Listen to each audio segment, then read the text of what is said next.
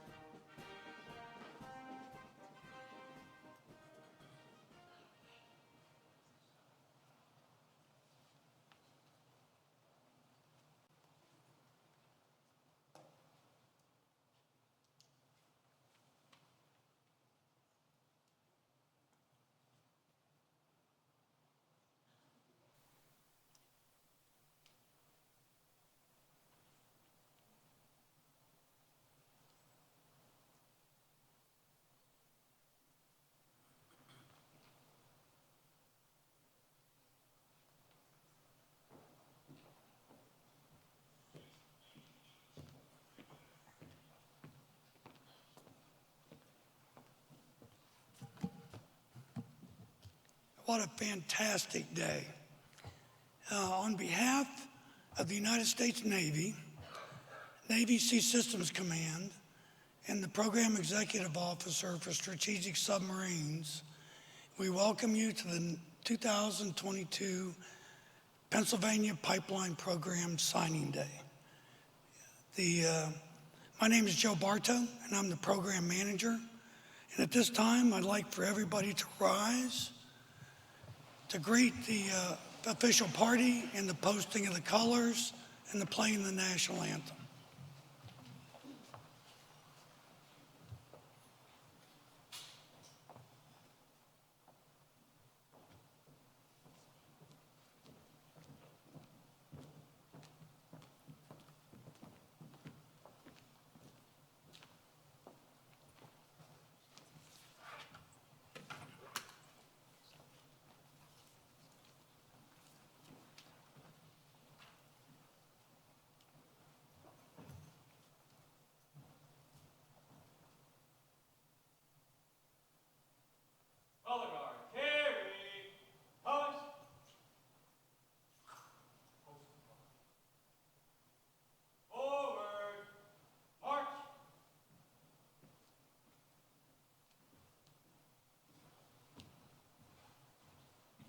Color guard.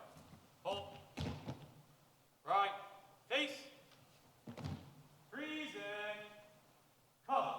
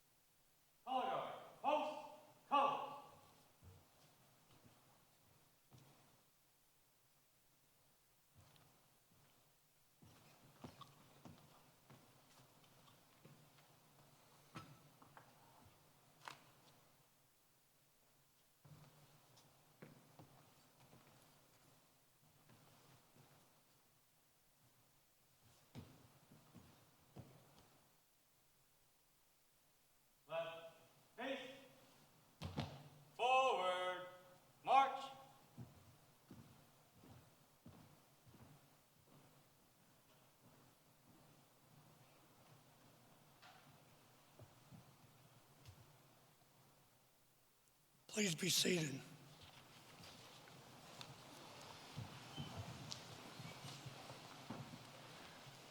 Brings a smile to your face and a warm feeling to your heart.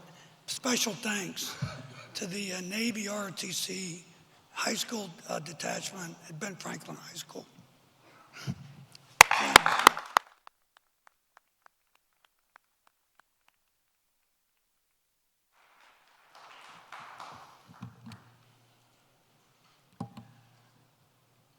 So for the last year, we have believed in an idea and a mission that if we put a team together that consisted of employers to my left, CTE programs to my right, facilitators in my front, that we could put together a team that was able to focus on helping employers improve their talent acquisition and retention systems. And if they were able to do that, they would be able to increase their capacity to provide for the Navy's ship construction and ship sustainment industry. Last spring, we met on April 1st, and a small group of employers that are present here today in some CTE programs said that, yes, we think this can work. On May 27th, we had a kickoff meeting across the street here in 77 Low at Naval Special Warfare Center. And we brought a bigger group of people in those three categories, and we said, can we come together around a mission to enable employers to create a talent pipeline? Then in September, we met again, and we began to network with each other and partner to build those pipelines. In January, we transitioned from the recruiting phase into the actual hiring phase. And today is a special day because it transitions from the hiring phase to the next phase, which is the actual onboarding of those new hires into their companies. And then we're going to track them for their first year of performance on the job. Because we believe that if the employers have a reliable year-over-year talent pipeline, they'll improve their performance and increase their capacity to meet the Navy's demand. We started with 35 employers. We're really happy to announce that today, 29 of those employers hired or offered employment and had employment accepted by 220 new hires. What an amazing accomplishment for employers to be able to pull that off.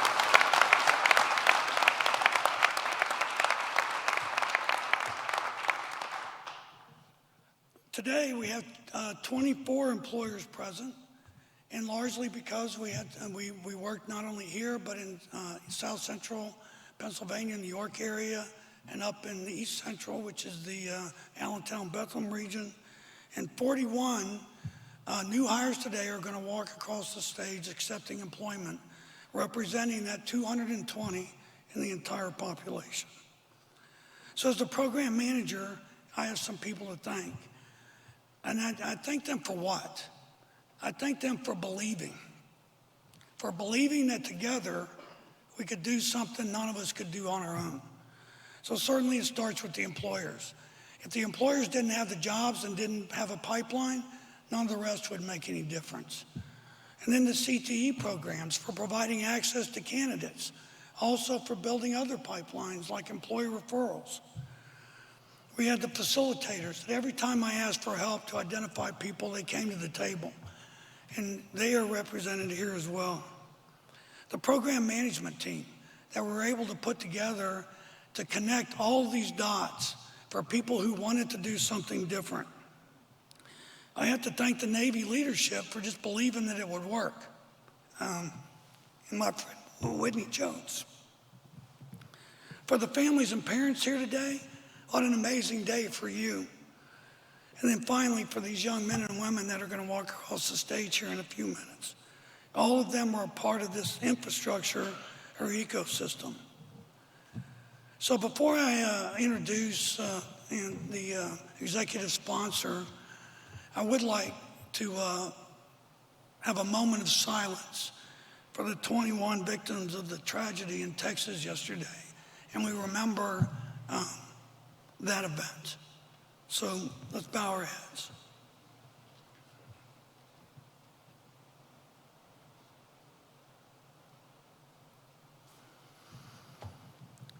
So Admiral Scott Pappano is the program executive officer of the Strategic Submarines Program.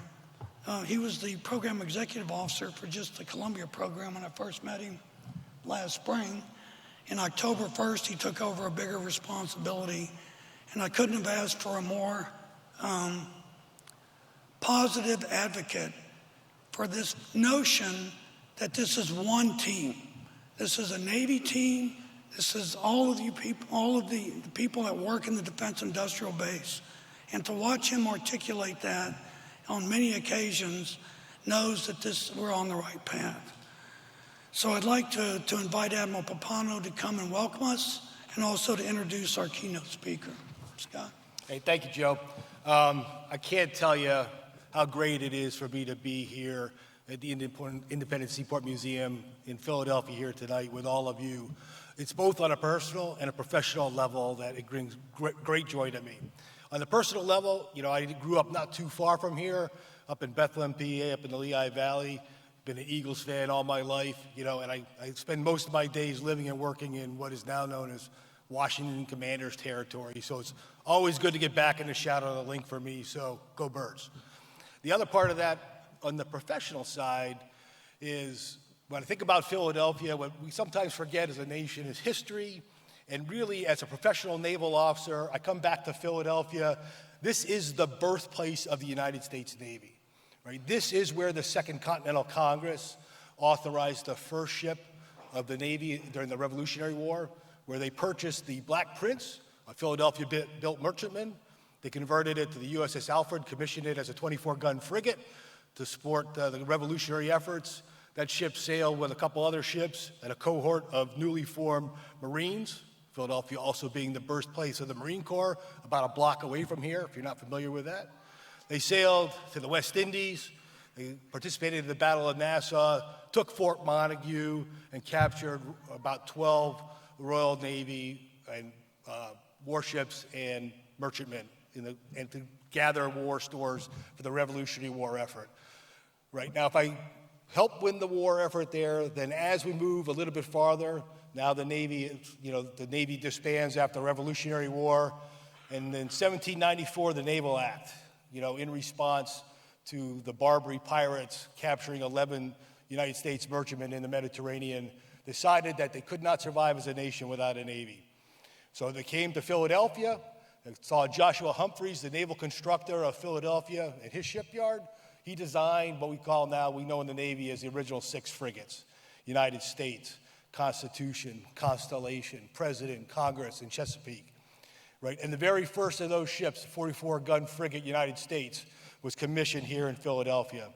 It had about a 50-year career in the United States Navy, most notably punctuated by its ravaging and capturing of the HMS Macedonian during the War of 1812. So again, birthplace of the Navy is here in Philadelphia. So you say, Admiral, okay, well, that's great. It's personally, professional, rewarding on your historical lesson here. So what about today? So you heard Joe talk to you about what my job is today. It's building the next class of strategic nuclear submarines for our Navy, right? And so I do that at a couple different places: Electric Boat up in New England and Newport News down at Hampton Roads. But I can't build those ships they cannot build those ships without a significant investment and feeding of material from throughout the country. Well, it just so happens that, the greater Philadelphia area, as Joe mentioned, extending from Philadelphia up through York to the Lehigh Valley, this happens to be the highest concentration of critical suppliers I have that feed that shipbuilding program. And that shipbuilding program is getting bigger and bigger. We've started construction on the Columbia-class submarines. We're also ramping up construction of Virginia-class submarines from 1 per year to 2 per year. We're still building 2 Ford-class aircraft carriers at those 2 yards. So the work is growing and is going to be lasting out into 2040s, right? But the bottom line is I look at the material I need to build those. I can't do it without the Philadelphia region. Everything from plate steel to massive castings and forgings to valves to pumps to missile tubes to major propulsion plant components all happen within a stone's throw of here. And I can't do that without ramping up the workforce to go do that. So it is critically important that as we grow our manufacturing and shipbuilding capability in this region, we grow the workforce to go do that. So I'm also professionally excited by bringing together this group of folks that we have here today. We have elected officials at the federal, state, local level. We have Department of Defense. We have Department of Navy. We have school administration. We have teachers. And we have parents to hear the story that I'm telling and what you're going to hear the rest of the speakers tell you about. Because most of all, I am most satisfied and gratified by the young men and women that are going to cross this stage later this afternoon or later this evening. Right? They are the future of that workforce. right? And they are critical to the national defense of this nation. The work that they will perform in this region is no less important and arguably more important as a shipbuilding and manufacturing industrial base for the United States, as important as anything that a soldier, sailor, airman, or Marine does at the pointy end of our nation's spear. So again, thank you for all your commitment to that and your future career in this program as we move forward and your future defense of the nation. So with that, I'm going to start by introducing much more gifted speakers than I. The first one will be Mr. Jay Stefani. So Mr. Jay Stefani has about 40 years of service in the government here. Probably nobody knows more about acquisition than he does. He's done it at all levels, and most recently, 16 months as the senior Navy official for acquisition of Navy and Marine Corps platforms. Think everything that I just talked about, submarines, aircraft carriers, but destroyers, frigates, amphibious vessels, fighter aircraft, weapons, sensors, all under his portfolio. And I also have to call him my boss as well, so I would still say the same nice things about that. So without any further ado, Mr. Jay Stefani.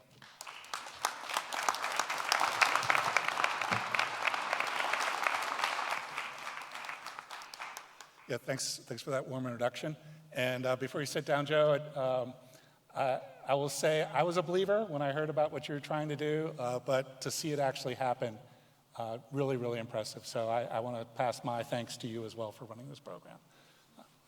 So similar to Admiral Papano, I am a Philadelphia, I guess I was born in Philadelphia native, family up in the Lehigh Valley, went to Lehigh University. So it's nice to be back in this southeast Pennsylvania area, and I'm not a Eagles fan, I'm sorry, but it's nice to be back here with all of you. And I'm really thrilled to be here to represent our Secretary of the Navy, Carlos del Toro, as well as to share our longstanding connection, as the Admiral mentioned, to our American history here in the Philadelphia area. Last October, Secretary del Toro came in as our 78th Secretary of the Navy and outlined three major priorities that he had for our Navy and Marine Corps. First is maintaining maritime dominance. And as I won't go into the details that the Admiral mentioned, but all those ships that we build, the aircraft we build, the best in the world, built by the companies over here, either as shipbuilders or as equipment providers, and we are the best, and we will continue the best, and we will continue to grow and maintain our maritime dominance. So that is number one, and not necessarily directly related to this program, but feeding into that maritime dominance. The second is empowering our people, both our civilian workforce, like myself, the military workforce in uniform, and then our industrial base, our industrial partners, all three communities together, empowered to not only build the best that we have, but do it in a fair and inclusive environment. And then the third is to strengthen our strategic partnerships. That is our partnerships with industry, but also our partnerships with international navies as well. And as well as, frankly, academia, or the CET, I guess is the term. I'm not sure exactly what that means, but the CET term for the academia part of it. For example, many of the companies here, and for those who are going to start working for them, definitely build equipment for our United States Navy, but particularly in the submarine, a lot of that equipment will also be used by the UK's Royal Navy for their submarines. And we are starting a major effort right now looking at submarine building for the Royal Australian Navy, which again, some of the equipment likely will end up on those future Australian submarines as well. So not only is the work that these companies do and all of you will be doing in the future critical to the United States Navy, it is also critical to our partners in the UK and Australia.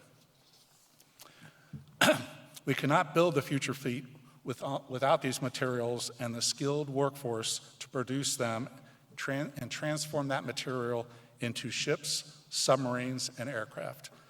We cannot do any of that without communications from us to industry about what is needed for our Navy to be, what our Navy needs to have, and what our industrial base can count on. So part of our goal going forward is to make sure industry knows that we are in a growth industry.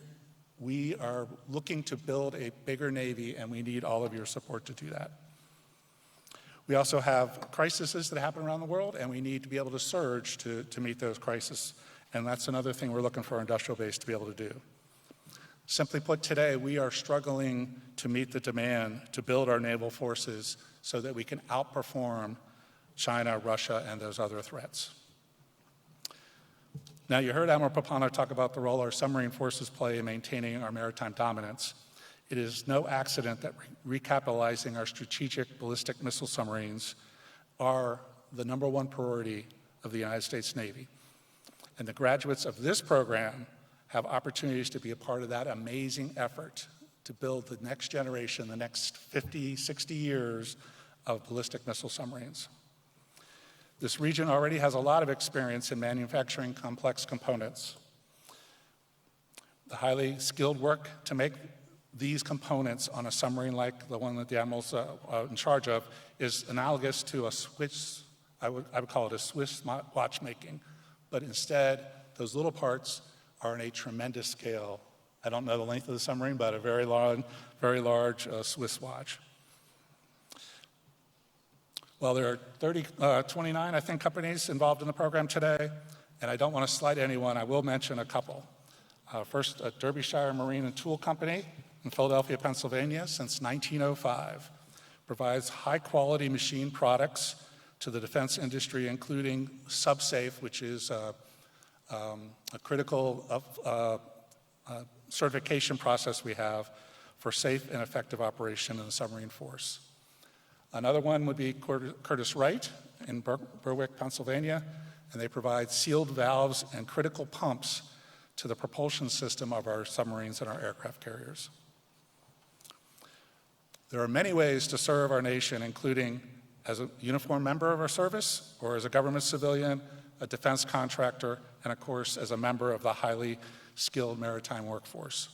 That is why you are all here, and I believe that you all will play an essential role in building our Navy that allows the United States Navy to maintain our maritime dominance. And so the skills you are developing as part of the program are fulfilling a vital need to grow an empowered maritime workforce to meet our Navy's demand signal. The Navy is actively engaged in this process, as you've heard, with your local and congressional leadership to support this project, which we see as a model to be expanded to other regions of our nation.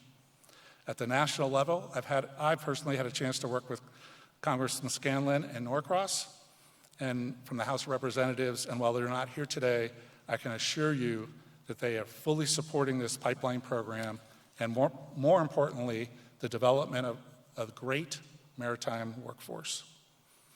I also want you to know that this program and this first class of folks going through the program are the model for additional pipeline partnerships that are being set up, like I mentioned, throughout the country. So I want to take the moment at the end here to congratulate you today, and I look forward to seeing the work that you will all do in our fleet in the very near future. Thank you.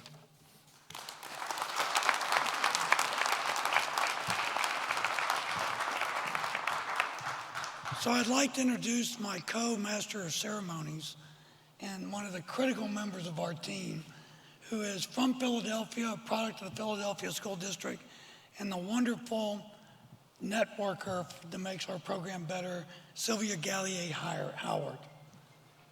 Thank you, the Joe. next speaker.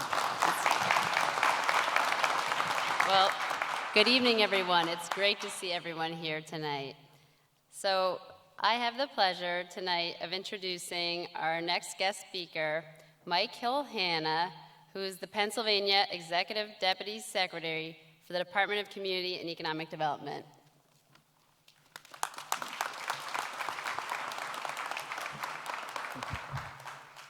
Good evening, everyone.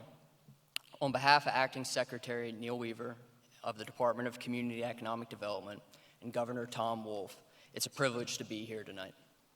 At DCED, we attend a lot of events in which we're announcing plans for something, whether that be a groundbreaking event, funding, or a policy announcement. And it's so satisfying to be here at this event that is celebrating the results of hard work, rather than just saying that hard work is about to be done.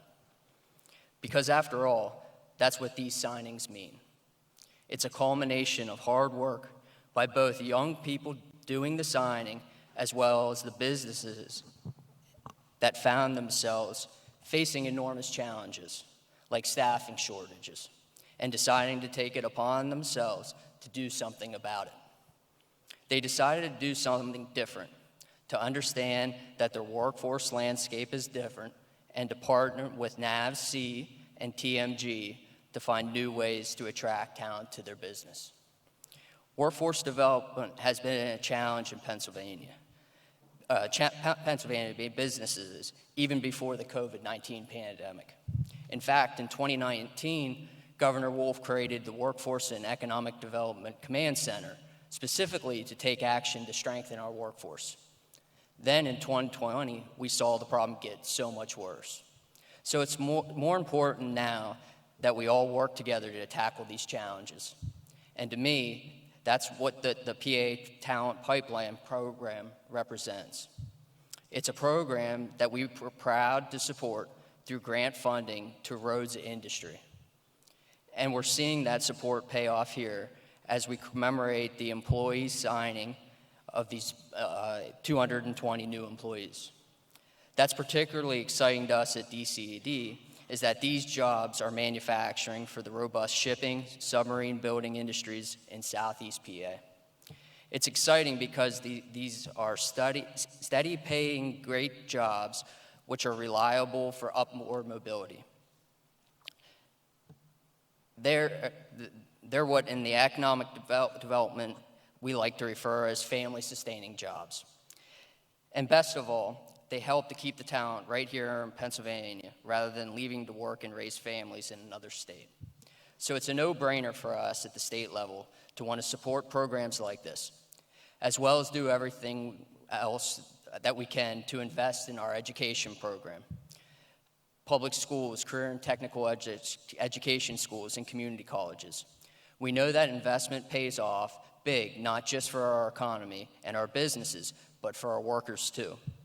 And further, programs like this help sustain partnerships between employers and the education system to ensure that specific needs and workforce are being met. So now, the challenge for the companies participating in this program will shift. It's one thing to acquire talent, but it's another to keep it. So I encourage all these employers to do everything you can to support your new hires. Give them guidance, give them opportunity, and give them structure in which they're set up to succeed. The signature on a piece of paper isn't the end goal. It's just the start of a mutual relationship with an employee. So I want to conclude by congratulating all the new employees and participating businesses that are here today. This is an exciting evening that has big implications for the workforce in this region and the success of the maritime defense industry right here in Pennsylvania. Thank you again for having me here tonight, and please let us know if there's anything at DCED we can do. Thank you again.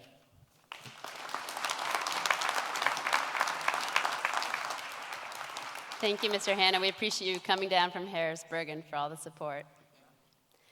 Next, I have the honor of introducing Dr. Bill Hite, Superintendent of the Philadelphia School District. This is probably the last time I'll be doing this after his 10-year tenure. So, Dr. Hite.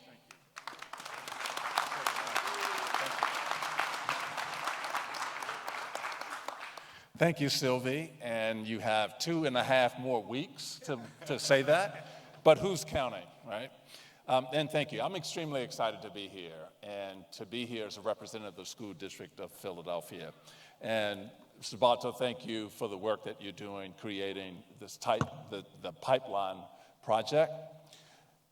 Admiral, thank you for your leadership. Mr. Secretary, thank you as well. And oh, by the way, CTE is Career and Technical Education. There you go. Yes. And so a few months ago, I had the opportunity to talk with an individual you're going to hear from shortly, and that's Mr. Sizer.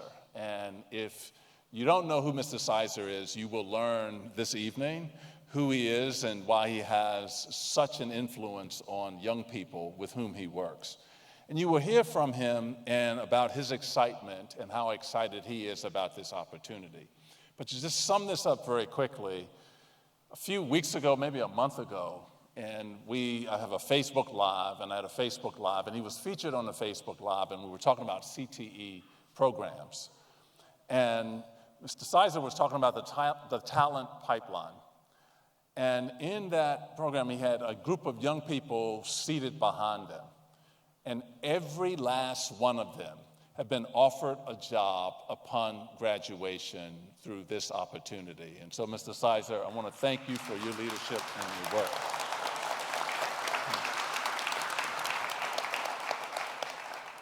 You're also going to hear from a student, and I'm not going to ruin that surprise for you, but Ms. Blackwell is a student who's going to talk about her experience, and I'm sure you will be inspired by her story. But in the district, we are committed to making sure that our students graduate with the knowledge and skills and experiences that will prepare them for opportunities post-graduation. Through our 120 career and technical education programs and 40 programs of study throughout the district, and with colleagues like the Community College of Philadelphia, and I see Dr. Generals here. Thank you for your work, Dr. Generals. CTE students learn directly from industry professionals and have the opportunity to earn industry-recognized certifications related to their respective career focus. These programs advance their skills, advance their readiness, and provide them trade exposure and help guide their post-secondary pathways and decisions. And the new Pennsylvania Talent Pipeline Project provides the opportunities for our young people to do just that. It is a direct link between what they are learning in classrooms and the demands of the labor market. By rethinking the school-to-work pipeline, we are increasing opportunities for our students in today's workforce. And to all of those individuals, all of you who are employers and are supporting this program, thank you for your support. And I will add that the answer to the labor shortages are sitting in our classrooms across the city of Philadelphia and the Commonwealth of Philadelphia. And so involving school districts and educators, I think, is a solution, and is a path towards a solution to that problem. I want to take this opportunity to thank the district's CTE director, Michelle Armstrong. Michelle, please stand up so we can recognize you.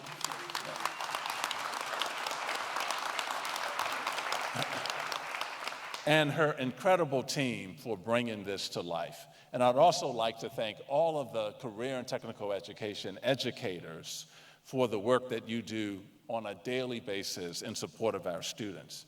And a huge thank you once again to the Office of the Secretary of Defense, the U.S. Navy, the City of Philadelphia, and most importantly, all of you, the employer partners who are choosing to invest in our students. And I will add, several months ago, Joe, we had a program that was kind of kicking this off over at the Naval Yard. And so often, and many educators will, I'm sure, vouch for this, so often we hear about commitments to want to involve schools.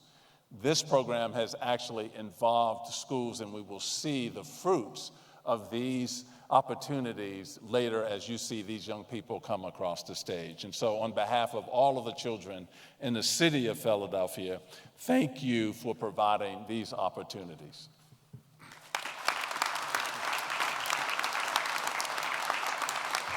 Thank you, Dr. Height, so much for your partnership and for your service.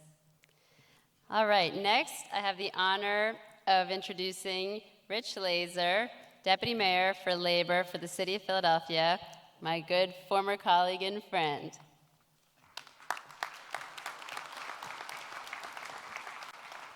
Thank you, everybody. On behalf of Mayor Kenny and the City of Philadelphia, I'm thrilled to be here for this important occasion as the group of CTE graduates step into the next critical chapter of their lives and careers. So I want to acknowledge a coworker and colleague of mine, Ann Nadal, the Commerce Director, Department of Labor and Commerce, work hand in hand on workforce projects. So I want to acknowledge her.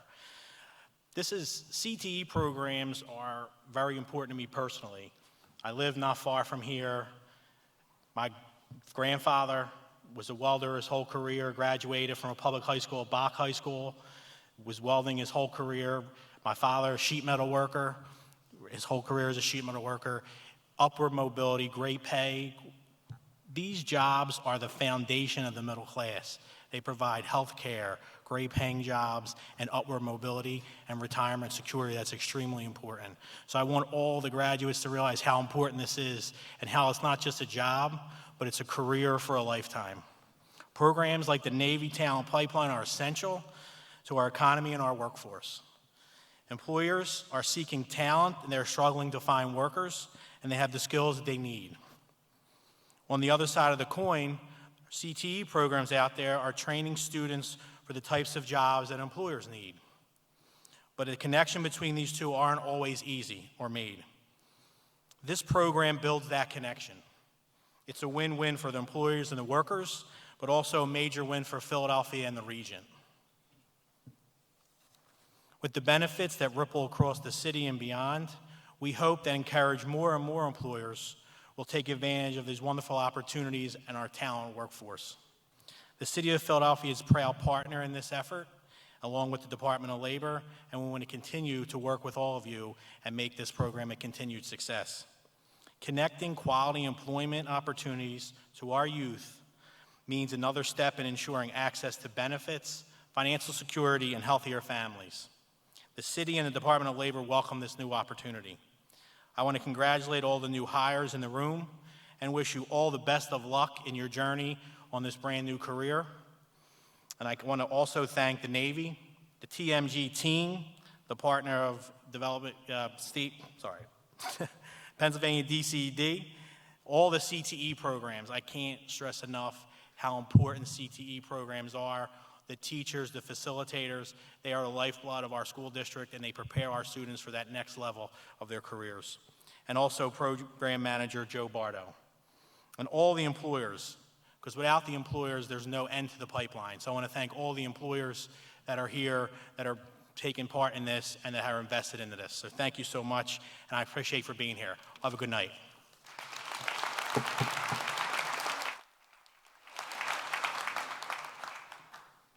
Thank you so much, Richie. Next, I'd like to call Admiral Papano back up to the stage. Don't worry, you don't have to listen to me again, right? So I have the, yes, thank you, Matt, I appreciate it. So I have the honor of introducing our last guest speaker before we get into kind of the meat of the ceremony here and the most important piece. He is Admiral Retired Cecil Haney, a career submariner who is now in his retirement years, but staying very busy doing all that, right? He is, during his career, he served on numerous fast attack submarines, culminating command of USS Honolulu. He then also went on to command Submarine Squadron 1, Submarine Group 2, and finally ended his career as commander of U.S. Pacific Fleet. So obviously a very distinguished career for a great submariner, currently now on the General Dynamics Board of Directors, among many other projects that he has going on. But it's my pleasure to introduce Admiral Cecil Haney. Sir.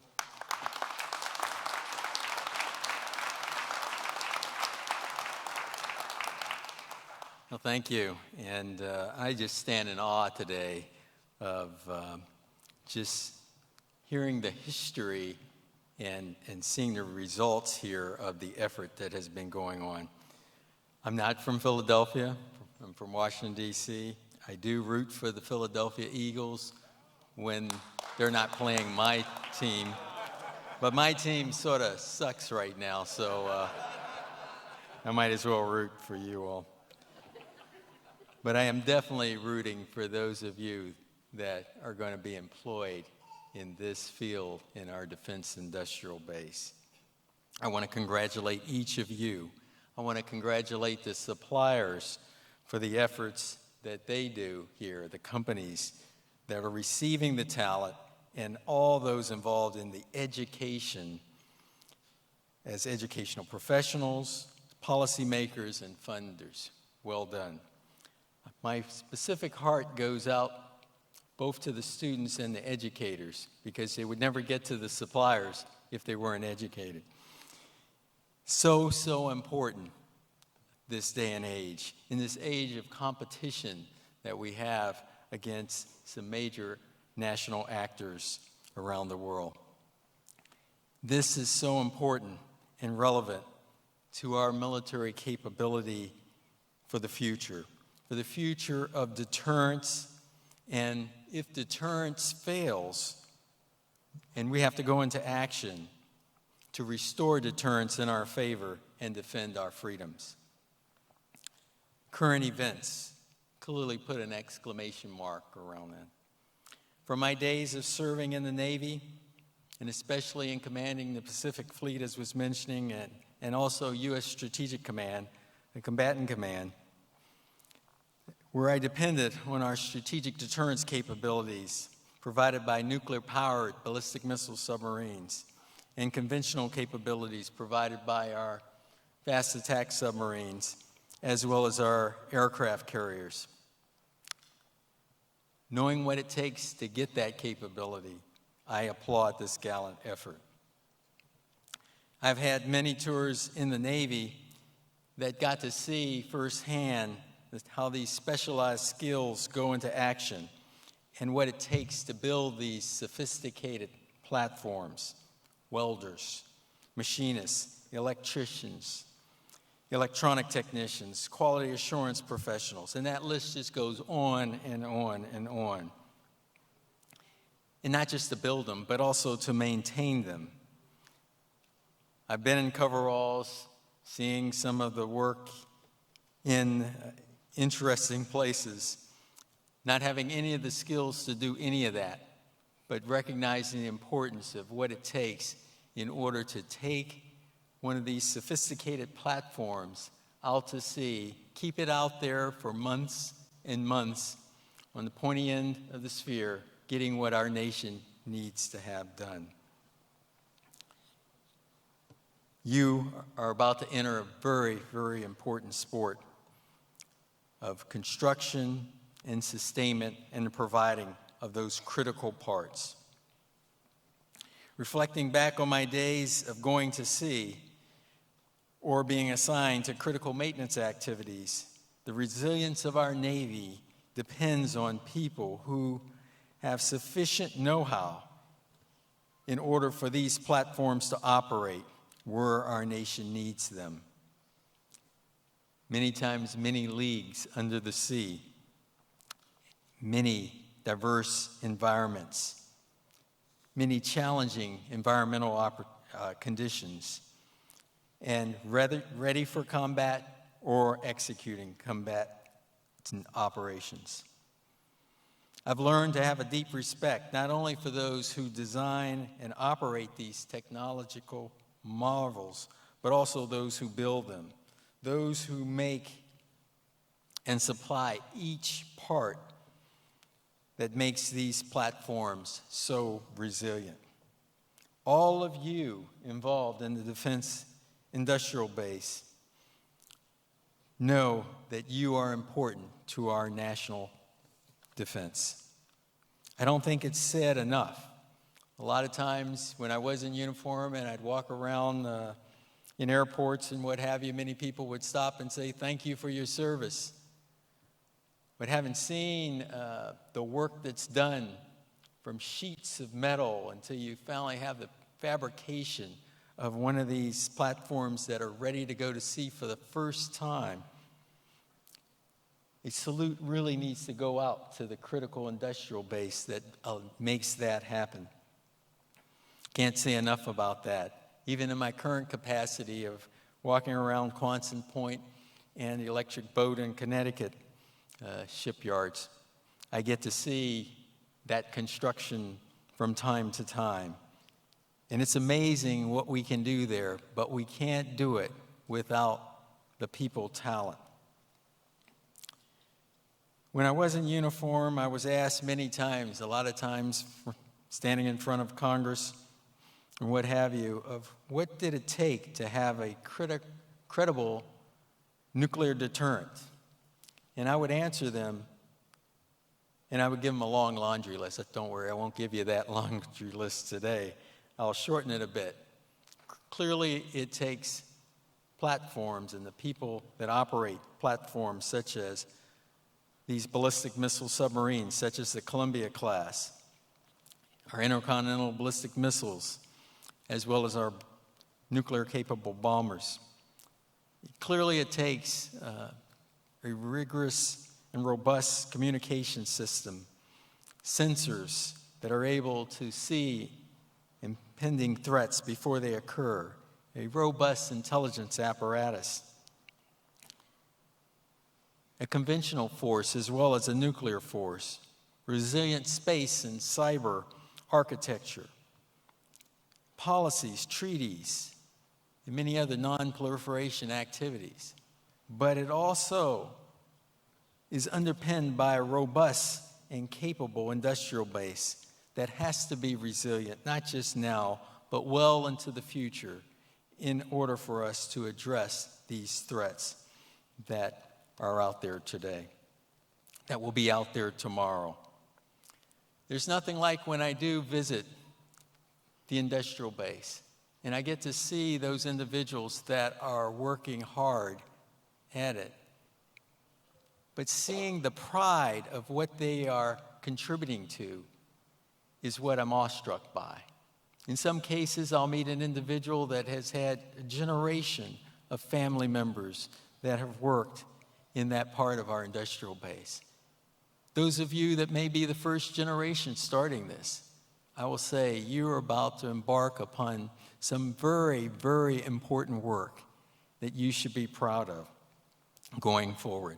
And I would challenge you to learn everything you can when you join these outfits so that you can help them, because we as a nation, we as a Navy need it going forward.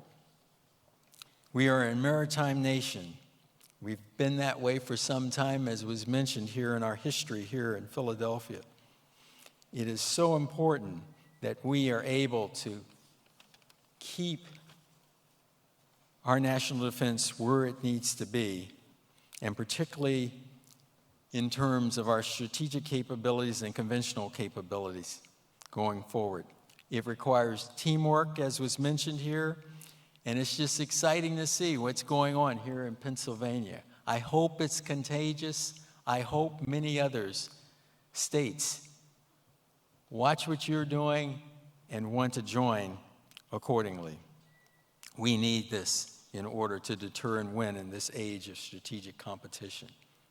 The legendary Admiral Hyman G. Rickover, and yes, I'm old enough to have met him, knew the importance of a dedicated and talented workforce. His legacy continues through all that you do to keep our nation strong in support of our nation's defense. Thank you, and God bless you.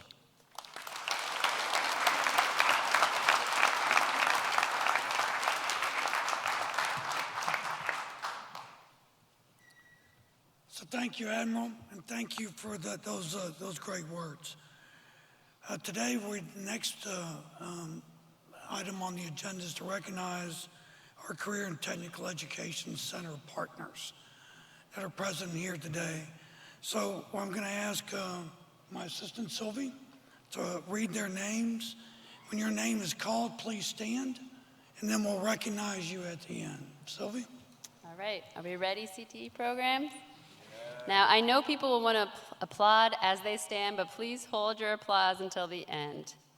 All right, starting with the Accelerated Training for Defense Manufacturing, or ATDM, Delaware County Community College, Thaddeus Stevens College of Technology, Williamson College of the Trades, Father Judge High School, Benjamin Franklin High School, Jules Mastbaum High School, Randolph Career Academy, Swenson High School, Thomas A. Edison High School, And we have a few high schools or CTE partners who could not be in attendance today, and I will name those.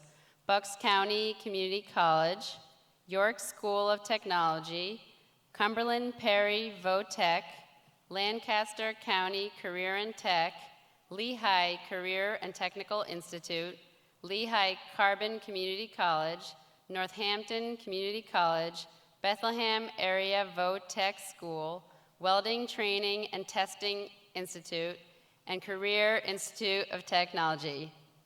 Please give them a round of applause. Thank you all.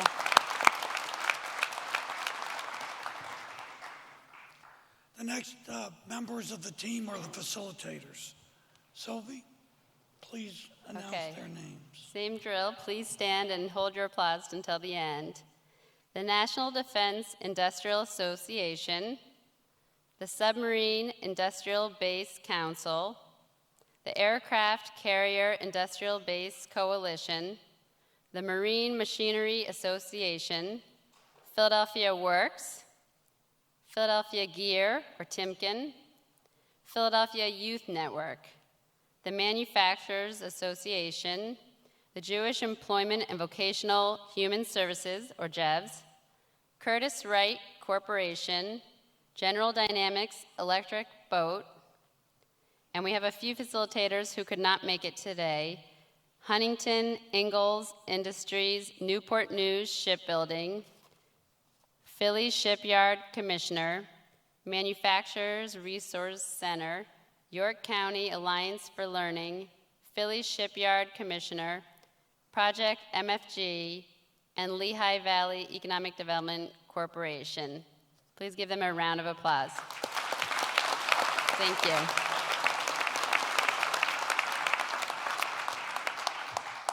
We have a saying in the program that every organization has a heartbeat leader. And in manufacturing, that heartbeat leader is generally the first line supervisor. When the heartbeat has a good day, everybody has a good day. And we have a bad day, well, we all know what happens. So we're really pleased because in the career and technical education programs, the heartbeat leaders are the instructors. The instructors know the most about the students. They are the ones that are transferring that knowledge and bring a tremendous background of information about those career fields. So we're really pleased today to turn it over to Sylvie to introduce our next guest speaker. Thanks, Joe. Yeah, I am thrilled to introduce our next speaker. And I have to say, I've gotten to meet a lot of instructors, and it was hard to choose, but we could only have one because the program is long. So I'd like to call up to the podium Ron Sizer, who's the machining instructor for Benjamin Franklin High School. Ron? My guy. Thank you. Great introduction, Sylvie. Thank you. Today is extra special for me. In the late 1940s to the early 80s, my grandfather was a pipe fitter at the Philadelphia Navy Yard. My grandfather taught my father machining and welding, and as many of you know, my father taught me machining, not so much welding.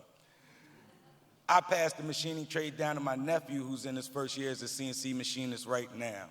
So when you look at the overall picture, the Navy Yard gave my grandfather an opportunity in the 40s that has carried my family for close to a century now. So I'm standing here extremely proud.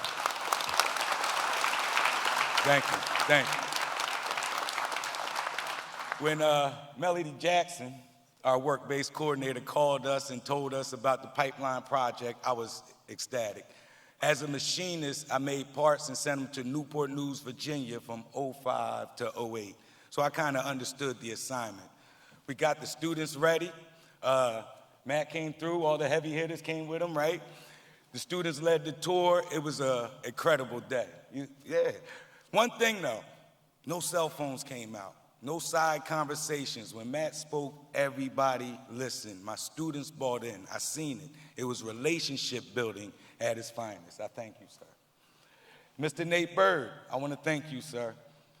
Mr. Nate Bird at the Naval Foundry and Propeller Center, they came in, they took the tour of Benjamin Franklin High School while the students were running the machines. So they're on the mills, they're on the lathes, he's speaking to them, he sees the drawings. Once again, relationship building at its finest.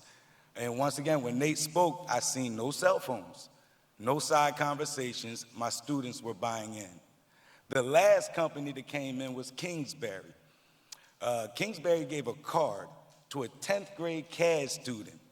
And I want you to know, this 10th grader has told everybody he has a $40,000 a year job right now in his pocket. He has your address and he's coming. I can't help it. I can't help it. What can you do, right? But that's what the Pipeline Project did for Benjamin Franklin High School. The relationship building was at its best.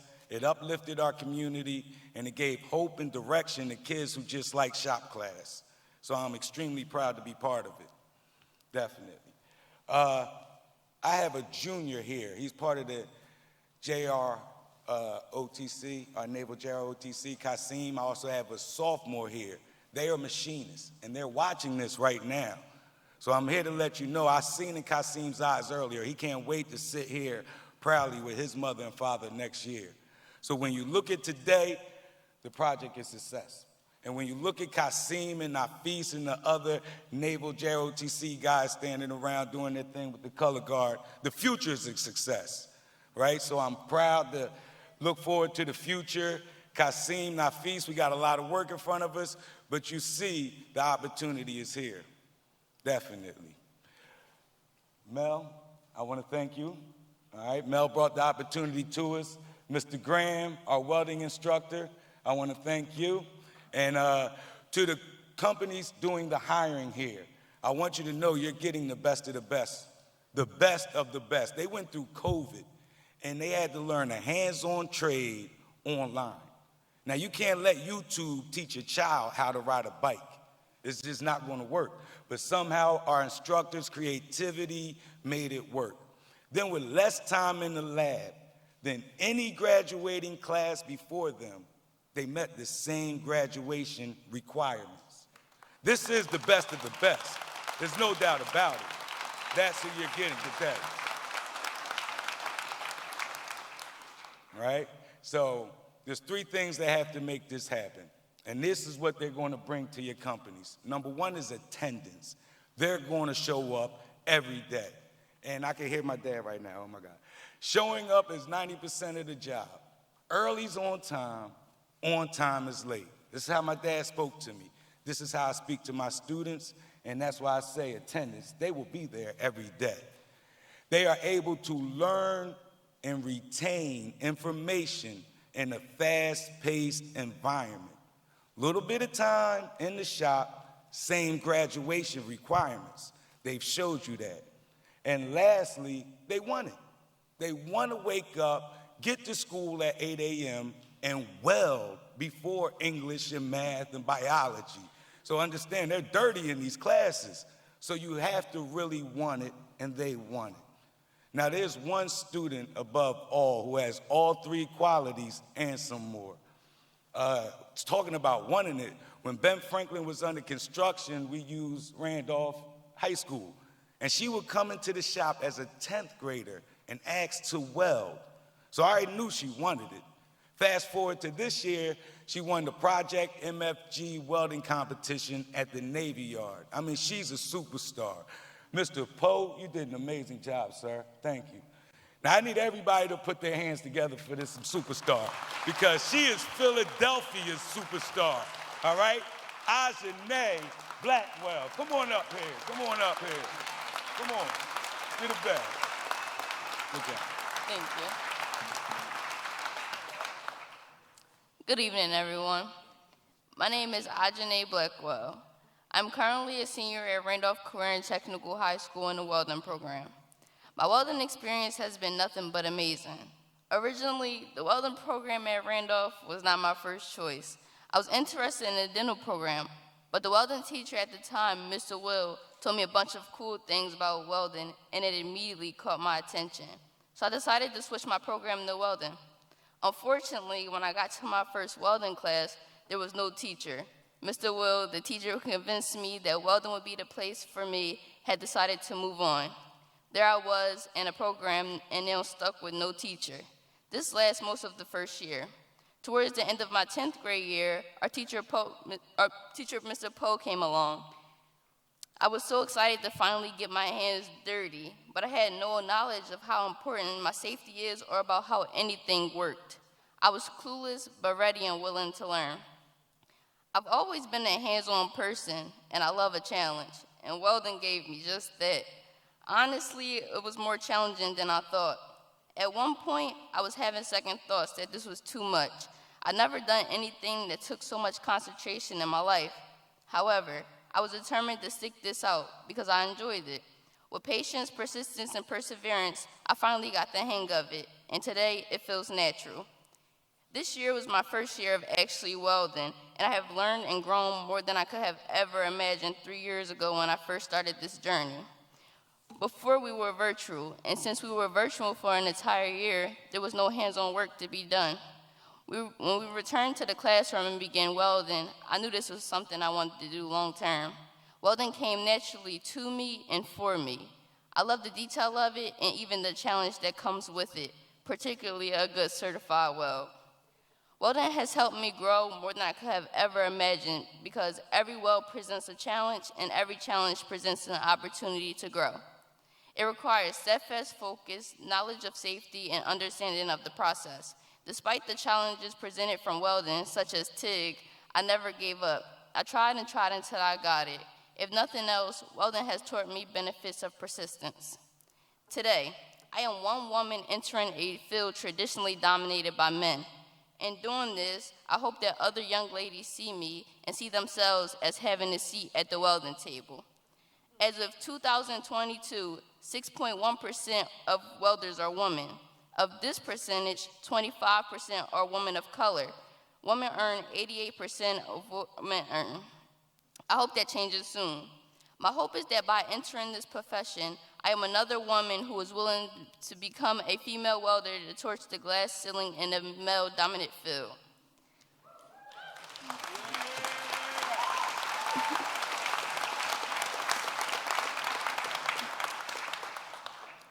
I've never been so proud of myself. I am grateful for Mr. Will for leading me to welding and Mr. Poe for encouraging my work. They are my two welding role models.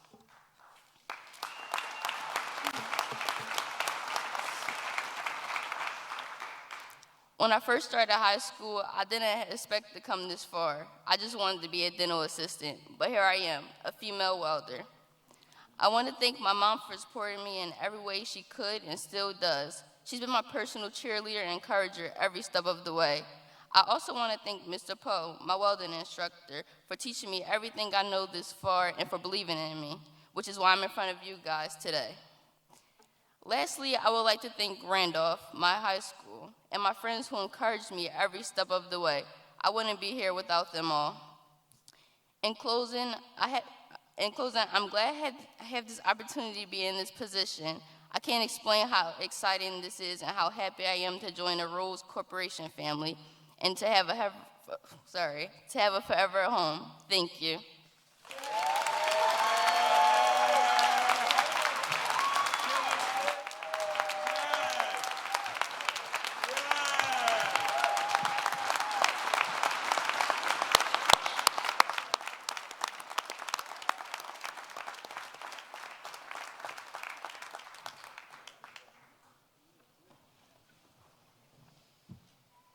Wow. Now for the main event. So let me kind of explain the procedure we're going to go through here. So first, I'd like Emma Papano, Mr. Stephanie, Matt Sermon to join us up here on the stage. So we just right here, sir. And Admiral Hayden, sir, please. So when we finish here, we're going to, Sylvie is going to announce the name of the company. And for those of you that don't know, we always recognize the companies by when they entered the program. So the very first company back in March said they wanted in was Philly Shipyard.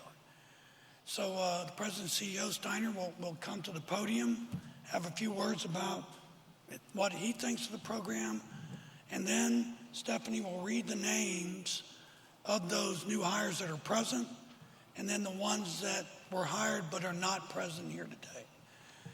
The students will come across, receive coins from the Admiral, Mr. Stephanie, and then we'll take a picture and we'll move to the next company. All right?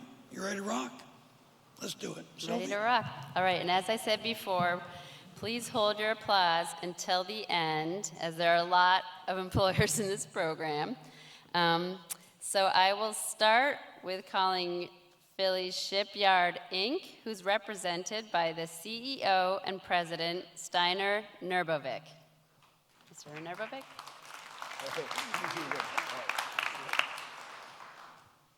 Good evening, everybody. I was deeply touched listening to the young lady that was so proud of being a welder, and she sees the future ahead of her.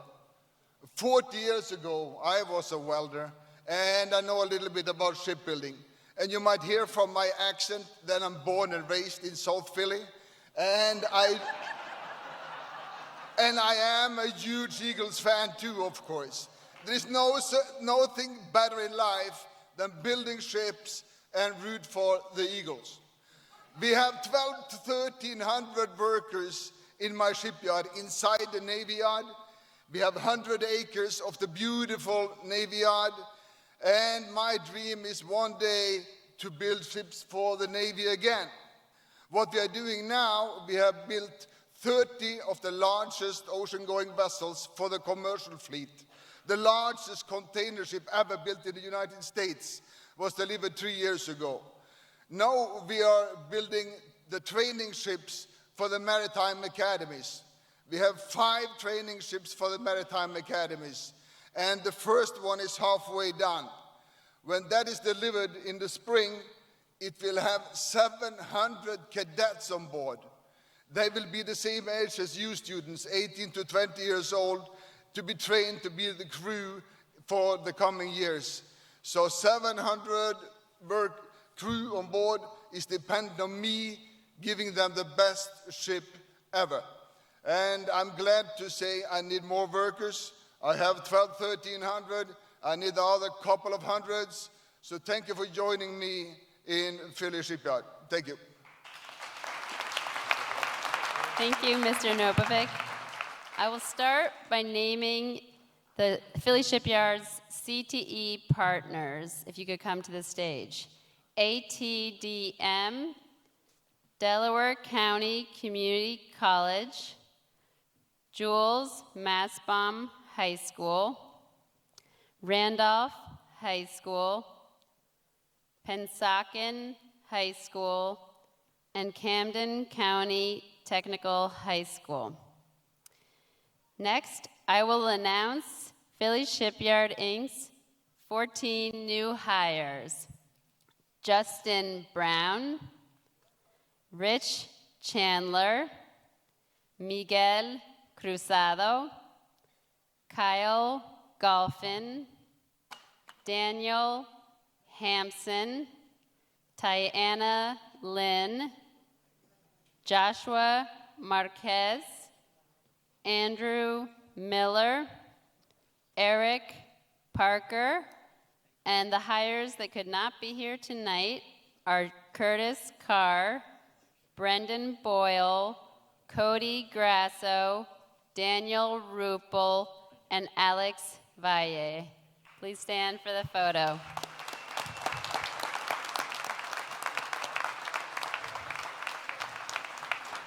Now, this is our largest group tonight, so we're starting with the hardest.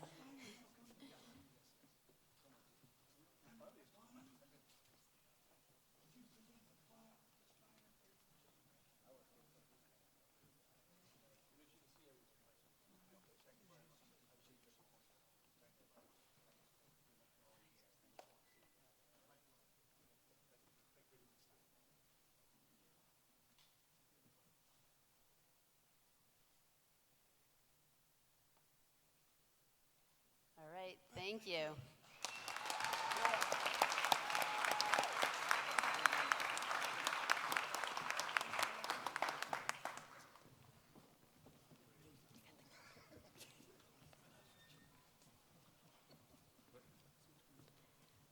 right, our next employer tonight is Rhodes Industries, represented by Operations Director Steve Catherman.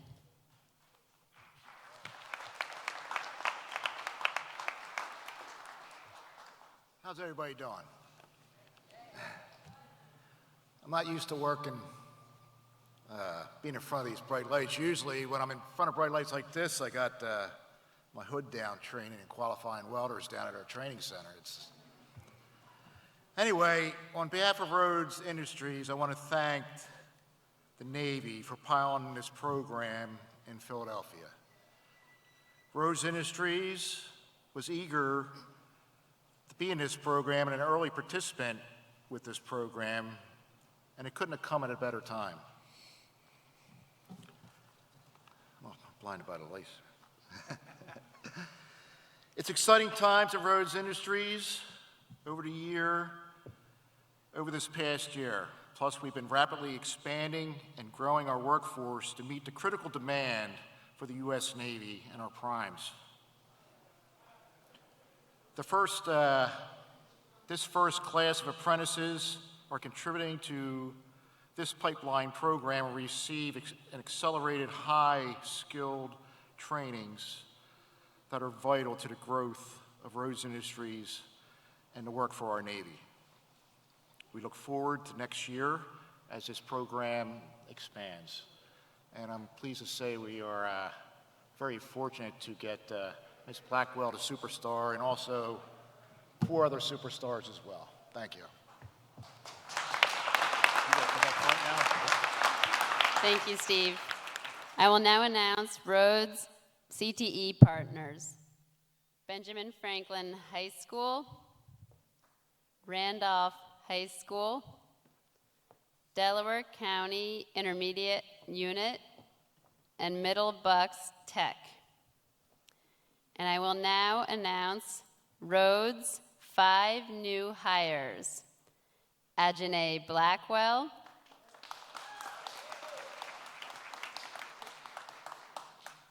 John Castle, Alex Kosmorski, Zyke Thompson. And we had 1 new hire that could not be with us tonight, and that's Azir Capers. Please stand for the photo. Congratulations.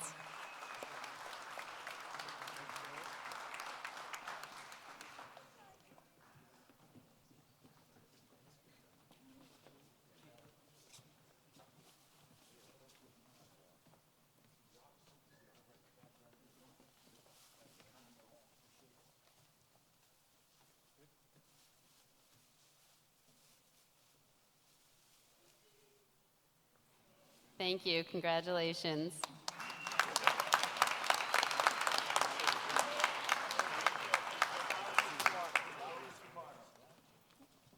All right. Our next employer tonight is the Naval Surface Warfare Center, Philadelphia Division, which is represented by the commanding officer, Captain Dana Simon.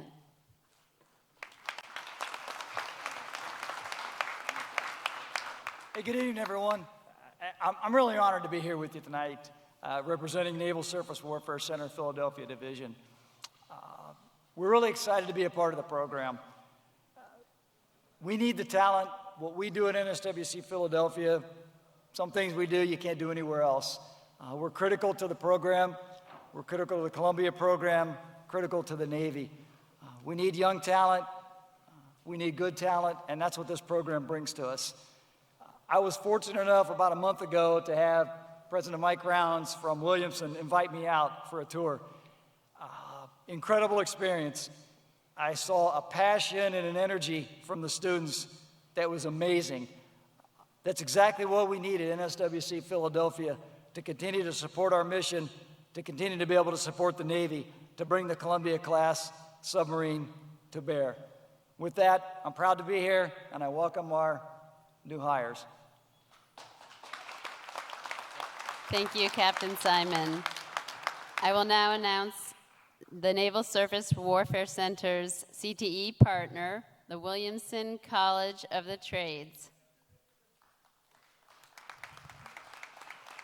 The Naval Surface Warfare Center has 4 new hires this year. Daniel Tomarelli, Patrick Welsh,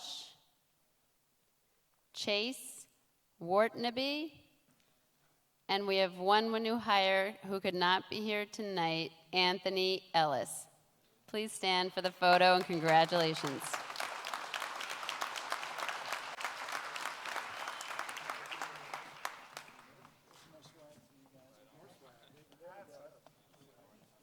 It's kind of like the draft, okay? Eagles?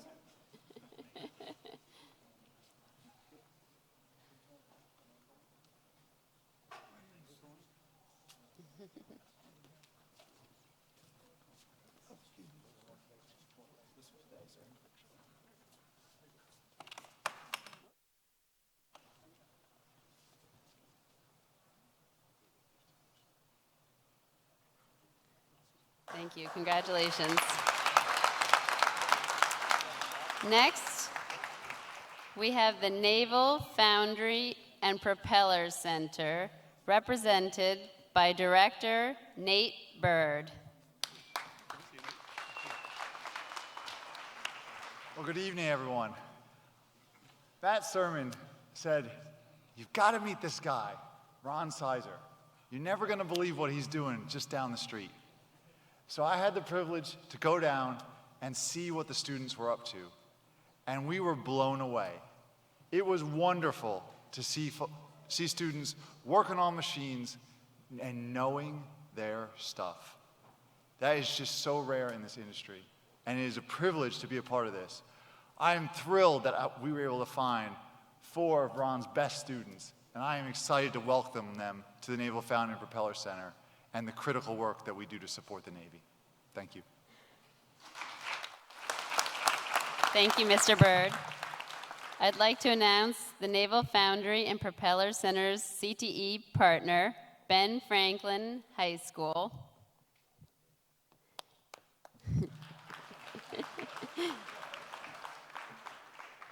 And I'll now announce the 4 new hires for the Naval Foundry and Propeller Center.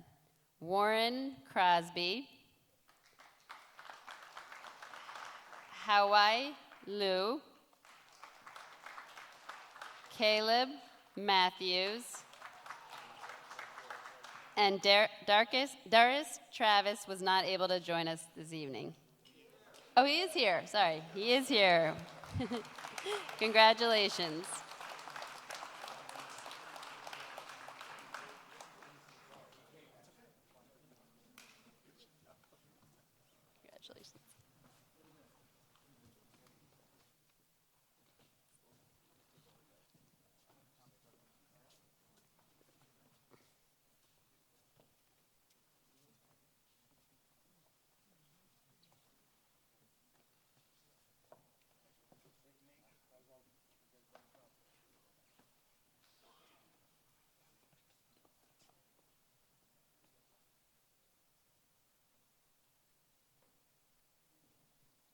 Thank you, and congratulations.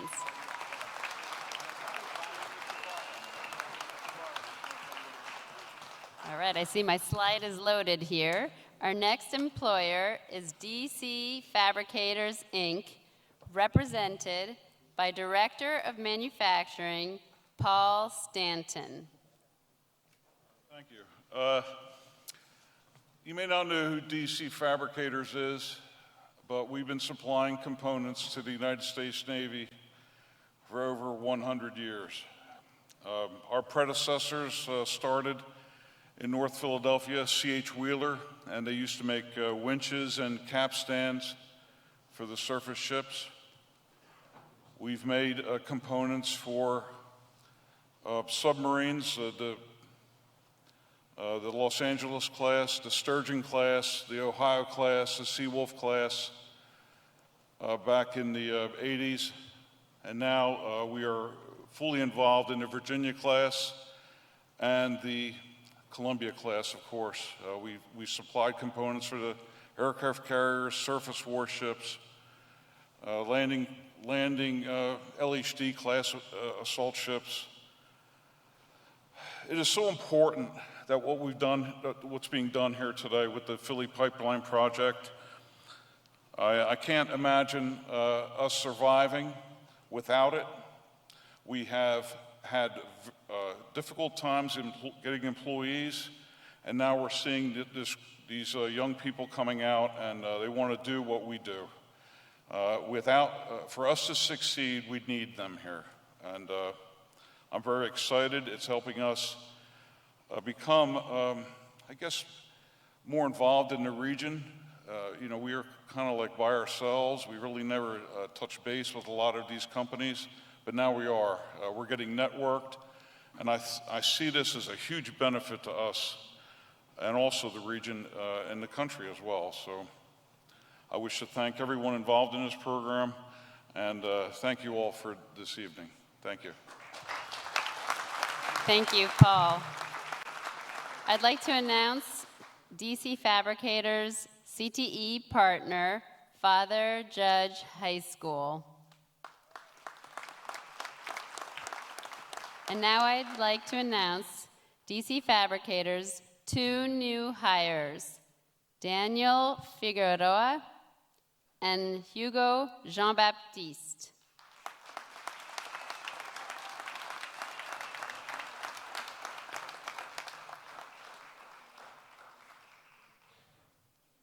Please stand for the photo and congratulations.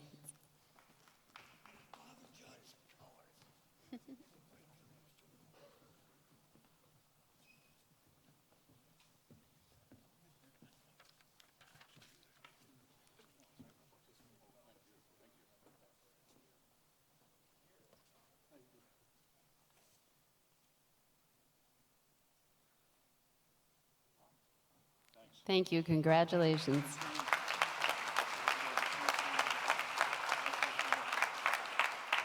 All right. Our next employer is Kingsbury, Inc., represented by President and CEO Mike Brawley.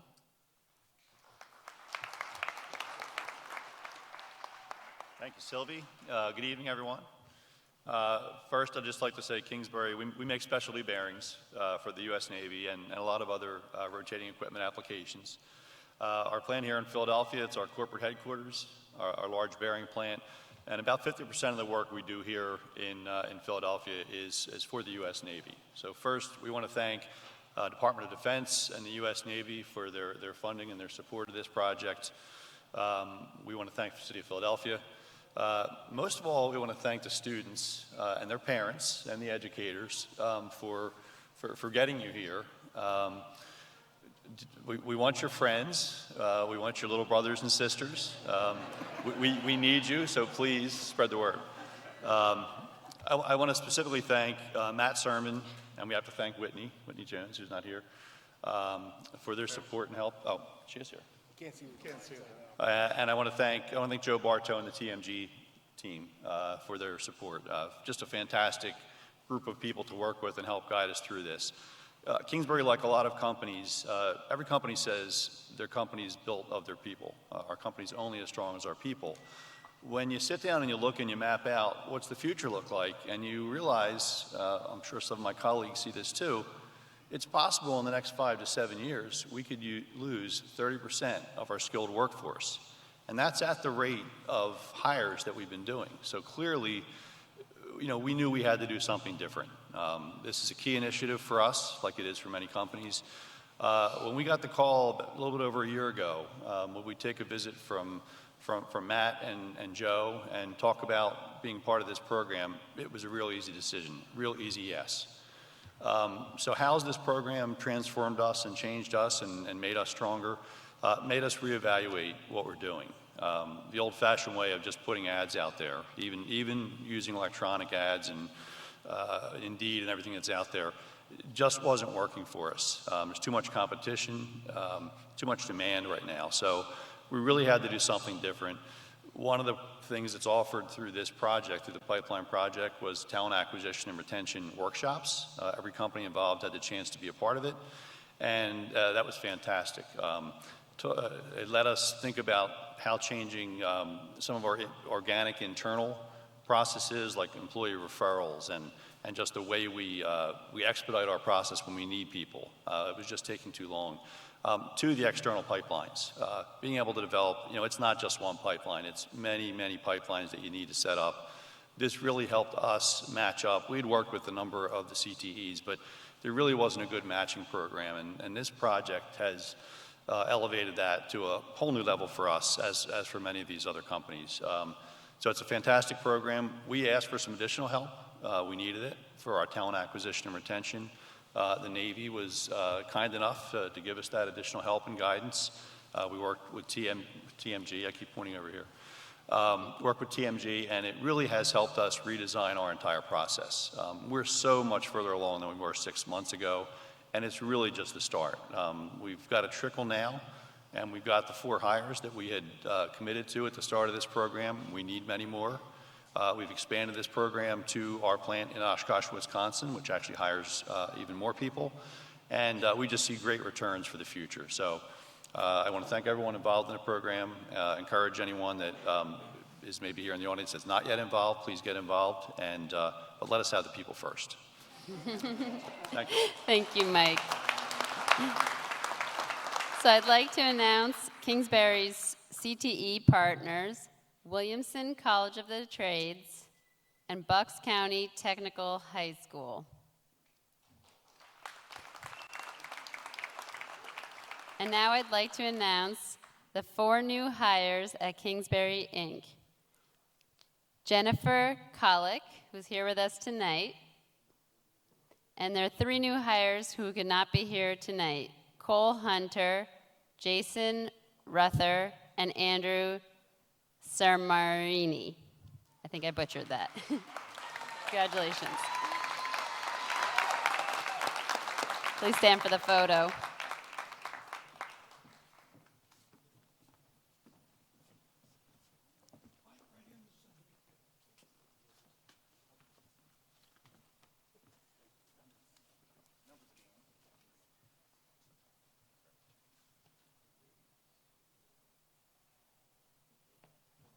Congratulations.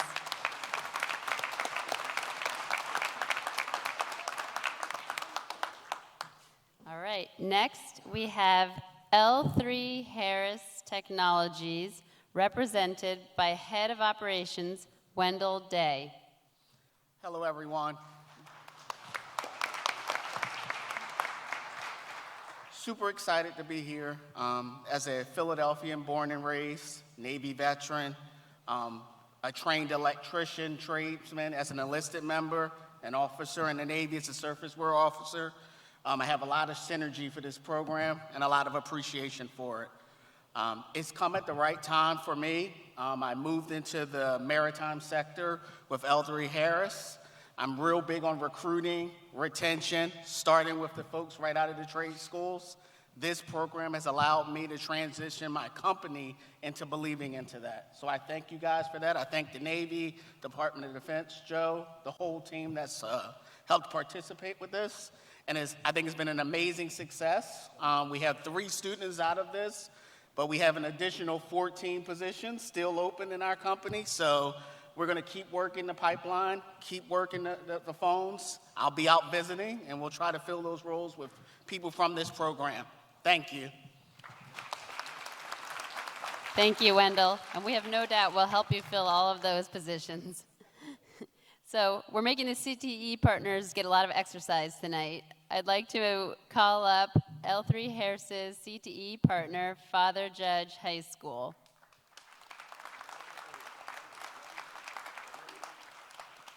And now I'd like to call up the 3 new hires at L3 Harris: Nicholas Edney,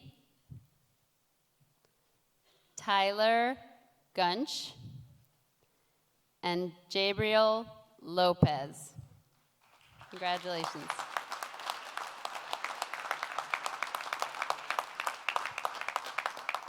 Please stand for the photo.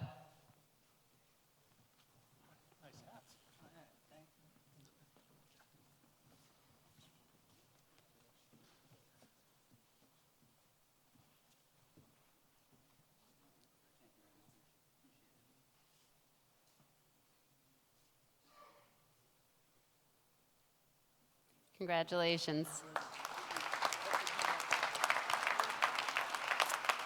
Next, we have the Navy Supply Systems Command, represented by Director Scott Morrow.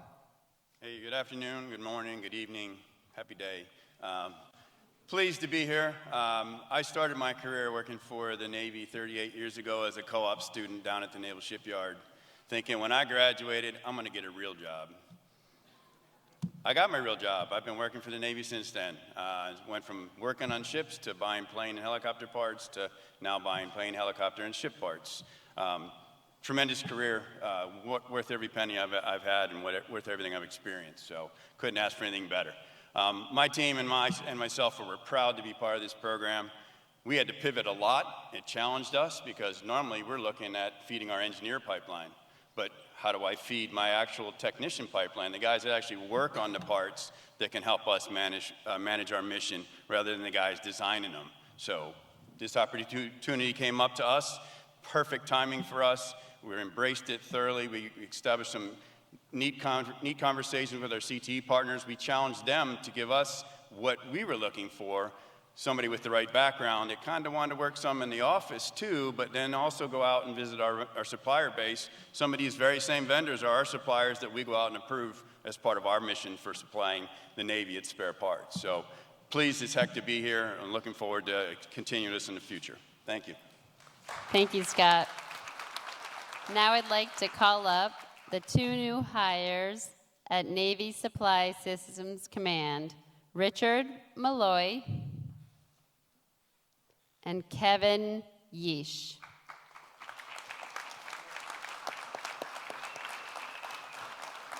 Please stand for the photo.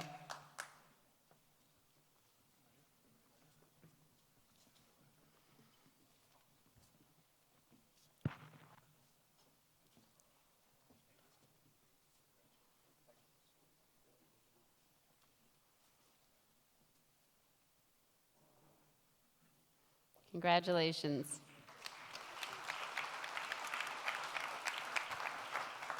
Next, I'd like to call up North Atlantic Ship Repair, represented by Chief Operations Officer Donna Connors. Good evening, everyone. For those of you that don't know us, North Atlantic Ship Repair operates two of the largest dry dock facilities on the East Coast, one in Philadelphia and one in Boston. Over the years, we've struggled to find life-skilled workers to join our teams, not only in Philadelphia, but in Boston as well. So when we joined this pipeline, we had the hopes of obtaining skilled personnel that would want to learn and grow with the company for the years to come. And I can say that goal definitely has been accomplished. With the help of the pipeline, NASR has been able to develop relationships with the local CTEs to begin build a pipeline of workers that will continue well into the future. And after seeing the results down here and how it works, we actually have begun a program in Boston pipeline with the local trade school up there as well, from lessons learned down here and how to do it. And so we'll begin that process next year. So thank you, TMG, for that. It was quite an inspiration for us. I would like to welcome the first two of many of our hires to come, and they will forever go down in our books as the beginning of our pipeline endeavors. Thank you. Thank you so much, Donna. I'd like to call up North Atlantic Ship Repair's CTE partner, Delaware County Community College. And now I'd like to call up the two new hires at North Atlantic Ship Repair, Josh Mustin and Matt Sharkey. Congratulations.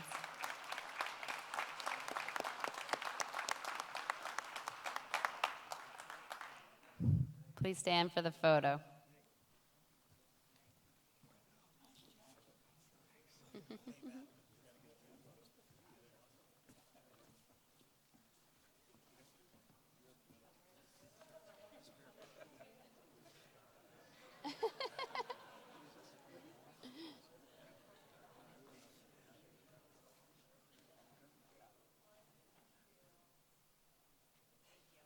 Congratulations. All right, next we have QED Systems, represented by Senior Program Manager Arlene Korn.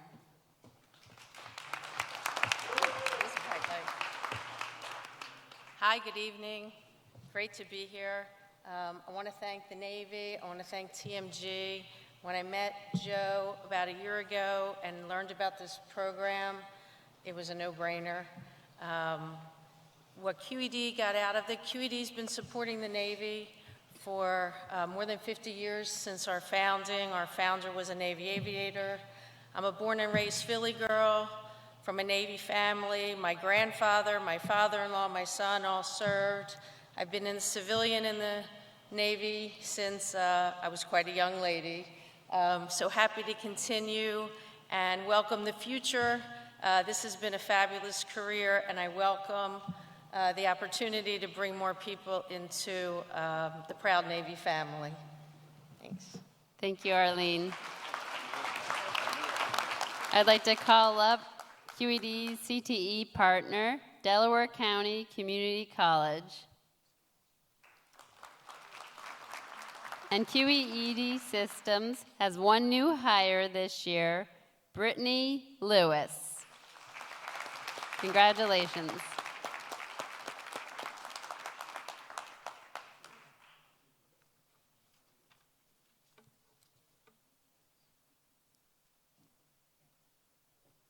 Please stand for the photo.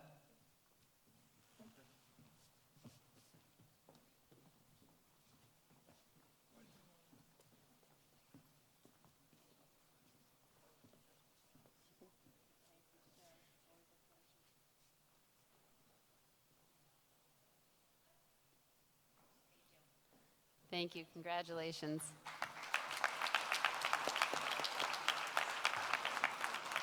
Next up is Metals USA, represented by Vice President of the Northeast Region, Victoria Lauder.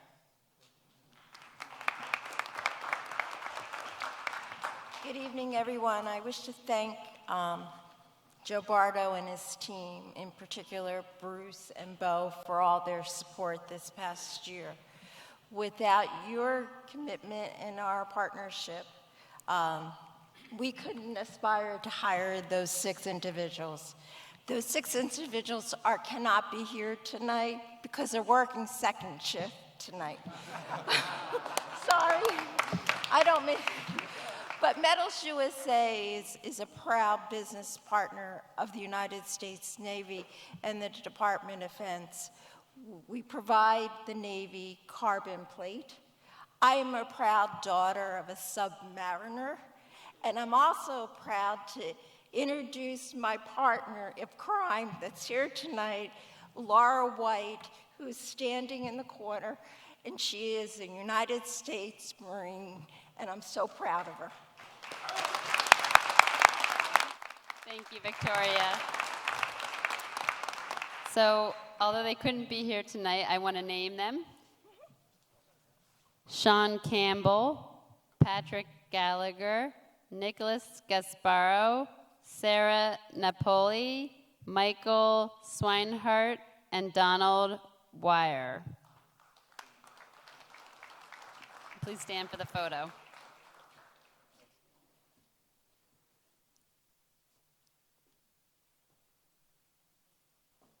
Congratulations. Our next employer is Holtec International, represented by the President of Holtec Government Services, Vice Admiral Fritz Rogue. Okay. Thank you very much. So I am also a career submarine officer, and of course it's wonderful to have this opportunity to see my old friends here and to, of course, take advantage of the wonderful talent available to Holtec and all of us in the industrial base through the pipeline program. As a career submariner, I relied upon the products of the Defense Industrial Base and, of course, the skilled manufacturers, the laborers, the executives, the program managers who develop those products. So for that, I'm very, very thankful. Once I got to be too old to drive submarines, I got to drive desks. And a lot of those desks were associated with the war for talent, with people, with HR.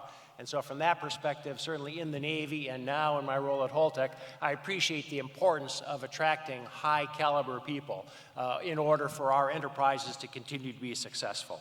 And so I've been delighted to be a partner with the Pipeline program because it's given us access to a new source of talent. And what we've seen in our interactions by visiting the CTEs, by hosting them at our campus, is, as you have heard, it's truly eye-watering talent. And it truly is a critical need for us, as you've heard, for all the other manufacturers represented here. Really, I just want to take a moment to thank certainly the students who are the products of their programs, the educators who have helped to develop them, and of course the families and friends who provide the enablement, the support that all of us need as we go through life and attack life's challenges. Quick word about Holtec. We are a Camden-based engineering, design, and fabrication facility. We are America's largest exporter and domestic supplier of products supporting the nuclear power industry. We are a growing company, growing in support of the Navy, building heat exchangers and other thermal equipment for submarines. And this group of young associates that are going to be joining us now will soon be manufacturing components for an advanced nuclear reactor, which we are designing, which we're going to be building in Camden, which is going to help to meet America's carbon-free energy goals. So we need people just like this. We welcome you to Holtec. We're committed to enabling your success. Looking forward to having you grow along with us. Come on down. Thank you, Vice Admiral. I'd like to call up the CTE partners for Holtec, ATDM, Father Judge High School, and Benjamin Franklin High School. And now I'd like to announce the 27 new hires at Holtec, 5 of whom are here tonight. Logan Anderson. And Randolph High School is also a CTE partner. My notes are not up to date here, sorry about that. All right, now for the hires, Isaiah Aviles, James Conlon, James Jones, and Markel Osborne. And the hires who could not be here tonight, Michael Brensky, Antonio Bultrin, Dustin Burns, Emilio Campbell, Ashby Koppelman, Steve Crossan, Michael DeFilippis, Jose Heraldino, Robert Glansman, Bill Hanrahan, Kayan Johnson, Kwok Lay, Alvin Maldonado, Joe McKinstry, James Montgomery, Luis Almo, Pamela Riley, Michael Romero, Brandon Sunkett, Locke Vo, Keith Whalens, Joe Weatherly, and Kyle Wiest.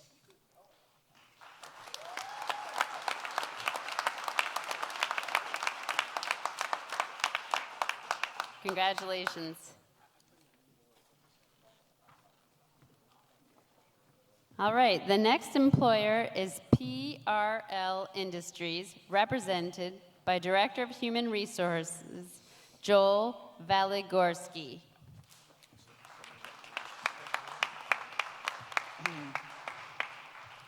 Good evening, everyone. That is a hard act to follow. So, I guess first to thank the folks at TMG and all of our CTE partners with this program. It has definitely been a boost for us. PRL is a small company located in Lebanon County, so we're part of the South Central region for the pipeline. And we are business 52 years, and we starting with pouring the high nickel content steels for castings for impellers and pump casings. We're like the originating manufacturer for those. And then through finished machining, we send them on to the shipyards, also to Curtis Wright and other companies that do further finishing with the parts. So some of our parts are large. They may be up to 10 or 12,000 pounds. And in a submarine, just about anything that handles fluid in the submarine are parts that we are probably making. So, but we had a long-standing relationship with Thaddeus Stevens, also Williamson College. And coming into this program, the one difference was we were able to partner with some of our local technology college or high schools and programs for VOTEX, Lancaster County.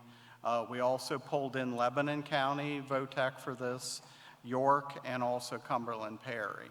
So it was really a gratifying effort to be able to then go out to the secondary schools.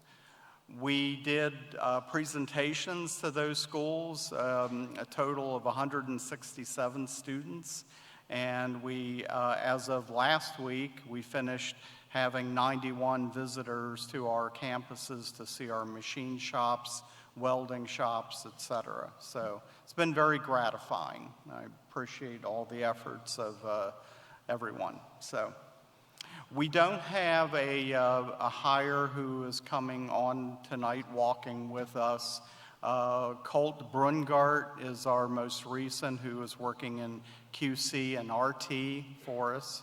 But we actually do have interviews coming up next week, and through this initiative, we were able to bring on 2 welding interns from Thaddeus Stevens. So, but we're hopeful for more. And we're kind of hopeful that maybe some of these students are focused on graduating, and they're taking a little while to look for positions. I think that is some of the case. So.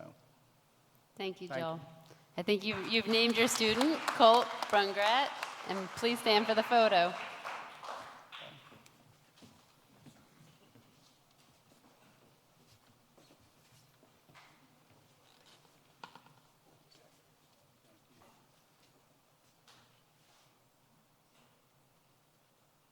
Congratulations. The next employer I'd like to call up is Griner Industries, represented by Vice President Rick Sine. Thank you.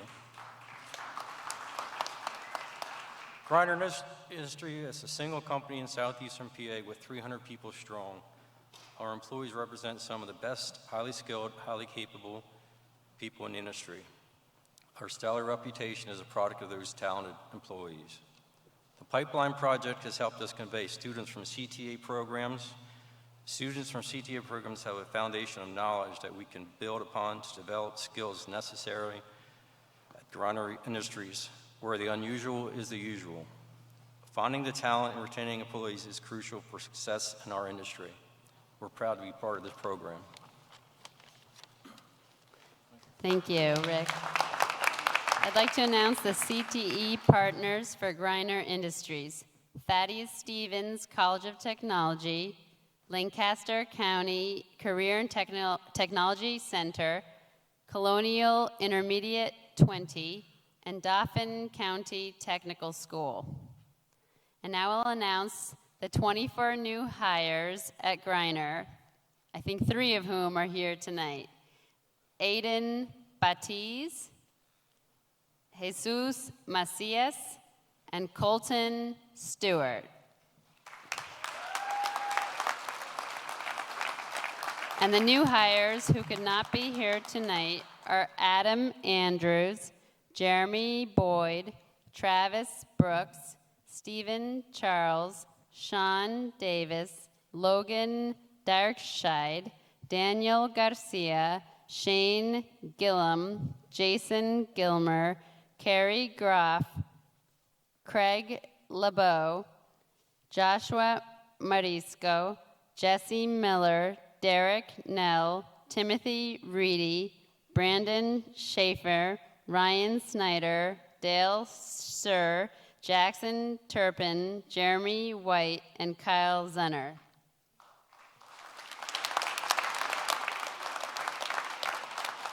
Congratulations. The next employer I'd like to call up is Precision Custom Components, represented by General Manager Brett Butler. Good evening.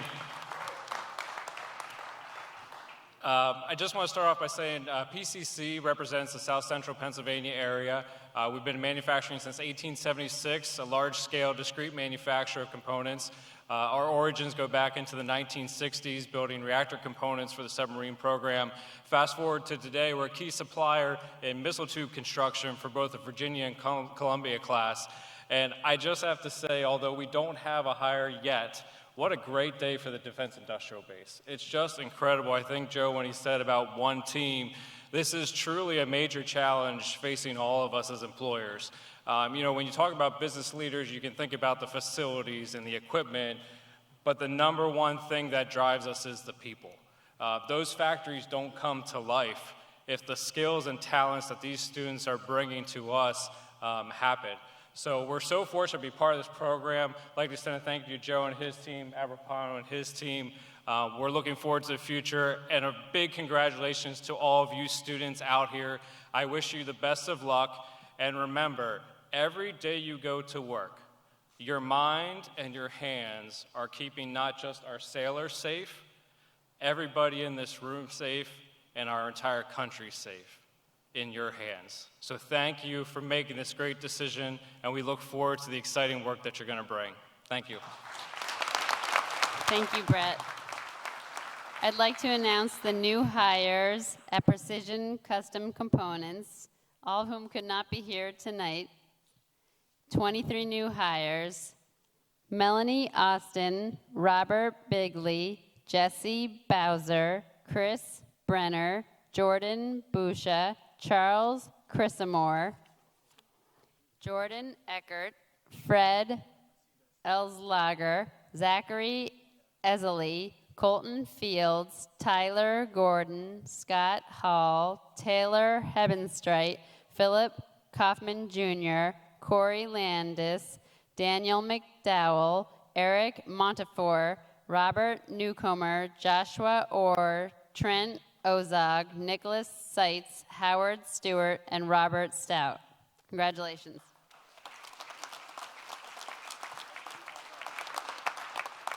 The next employer I'd like to call up is Johnson Controls, represented by Director of Business Development, Andrew Clancy.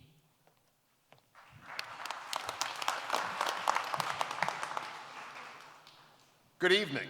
I'm Andrew Clancy. I'm a member of the Johnson Controls team based in York, Pennsylvania. Johnson Controls Navy Systems and our predecessors have been supplying equipment to the Department of Defense since 1917. Today, Johnson Controls Navy Systems supplies air conditioning and refrigeration systems to the U.S. Navy and the Coast Guard fleets. This effort is not possible without the skilled men and women who make up our workforce. I'm an engineer by training. I produce paper. I produce drawings. I produce specifications. I don't think Admiral Papana wants to be building submarines with what I produce. We need you to take those thoughts that are on paper and actually make them into something tangible. Without you, we would not be able to complete this vital mission. Your determination and skills are vital to the success of the shipbuilding industry. While you're just starting your journey, be assured that the work you do today will be appreciated by the men and the women of the armed forces for decades to come. Don't ever stop learning, don't ever stop honing your skills, and don't ever stop developing new skills. Welcome to the team. Be proud of your accomplishments, your families are proud of you, and we are proud of you. Thank you. Thank you, Andrew. I'd like to announce the CTE partners for Johnson Controls, Thaddeus Stevens College of Technology, and Triangle Tech. And the three new hires this year who could not be here tonight are Justin Marsico, Joe Ray Neal, and Gannon Reedy.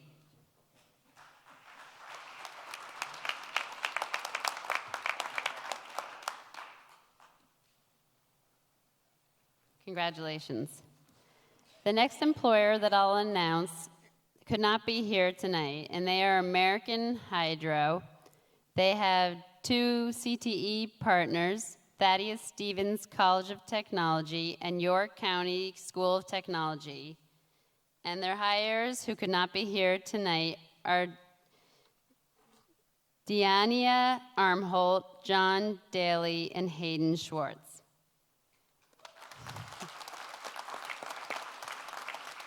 And our next employer is York Precision Machining and Hydraulics, represented by business manager Michelle Baker.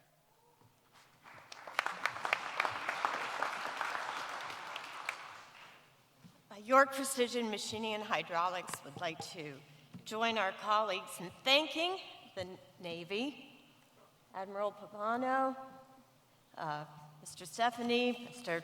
Bartow, and everyone, every member of your hardworking teams. And don't you love the personal nature of what's being said tonight, parents and new hires? Be encouraged. If I may, I would say that my mother was an educator. My dad was a paratrooper in World War II. My late husband and I were business owners, and my husband now is retired. He managed the maritime charts for the Navy's Pacific region. And my son owns the company. So be encouraged. That network of family and community supports you. We have fulfilled our commitment to hire. In fact, we anticipate more hires in the coming months. York Precision makes precision hydraulic parts and assemblies. We're known for our large part capabilities, and we strive to make them your easiest procurement. But we can't do that without talent. We are proud to actively serve the U.S. Navy for over 54 years and counting. We are grateful for this opportunity via the PA Talent Pipeline to further demonstrate our commitment to sustaining the maritime and defense industrial base. This is an innovative program, charting a course both essential and exciting. York Precision has a passion for innovation and a culture of successful, long-term relationships with employees, with customers, and with suppliers and partners, as evidenced by more than doubling our output for naval components in recent years. And we will be able to keep or exceed that pace. In short, the PA Talent Pipeline model will help us continue to deliver precision hydraulic parts and assemblies to protect and serve U.S. Navy personnel and preserve mission success. Thank you. We stand with you. Thank you, Michelle. I'd like to announce the new hire for York Precision Machining and Hydraulics, who could not be here tonight, Marcel Van Nykirk.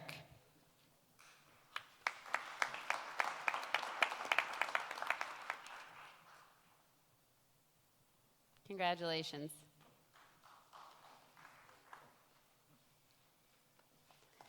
All right, next I'd like to call up Billet Industries, represented by President Troy Billet.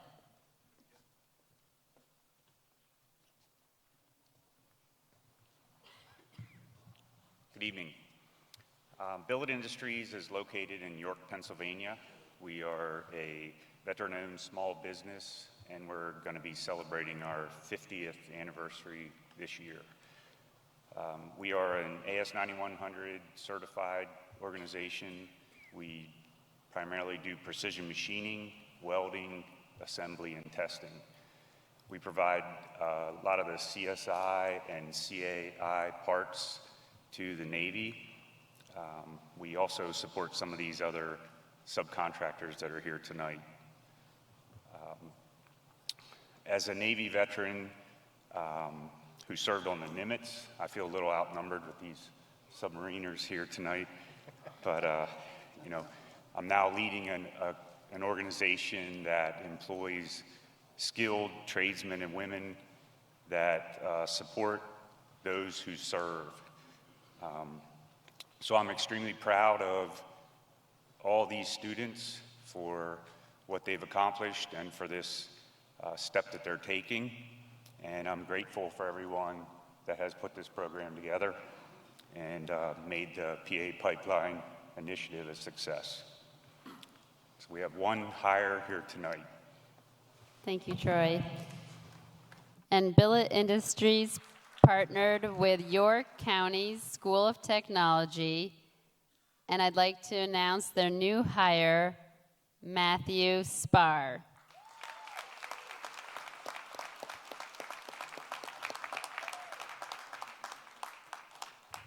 Please stand for the photo.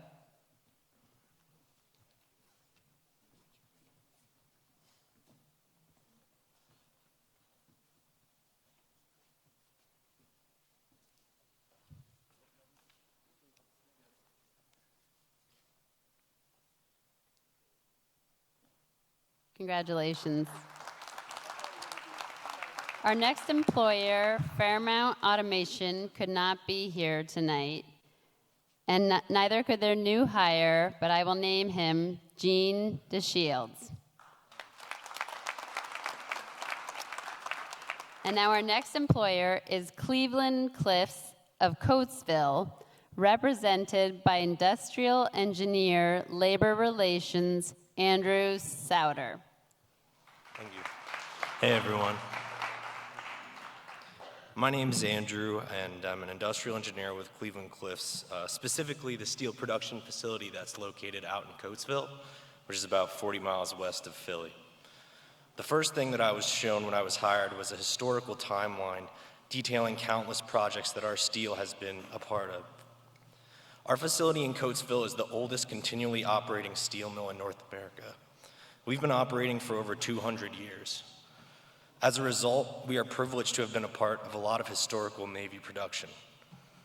I can speak confidently for the whole Coatesville operation when I say we take a great deal of pride in the historical work we have done as a steel plate supplier for the Navy. Through our participation in the Pennsylvania Pipeline Program, we've been able to strengthen our existing relationships with CTEs. We were also able to develop new connections with local CTEs that had not established a working relationship with us yet. I'd just like to say it's been a pleasure to work with Bo and Bruce from TMG. You guys are awesome, and it's really been great. I'd also like to say, on behalf of Cliffs, thanks to the Navy leadership for having us and letting us be a part of this program. Thanks to TMG again, and thanks to Thaddeus Stevens and all the CTEs that I've had the pleasure to meet in the last few months. Thanks, everybody. Thank you, Andrew. So Andrew mentioned his CTE partner, Thaddeus Stevens College of Technology. And Cleveland Cliffs, Coatesville has 23 new hires this year who could not be here tonight. Barcy Abraham, Michael Blewett, Adam Brock, Dabeed Buchanan, Robert Bunch, Bruce Carter, John Cornelius, Christopher D'Amico, Robert Day, Troy Downs, Troy Helm, Michael Heimelreich, Joshua Johnson, Nathan Kitchen, John Lindsay, Brian Mound, Roland Miles, Golden Monroe, Scott Morgan, Russell Ryson Lloyd, Alec Romero, Brian Scott, and Earl Warner. Congratulations.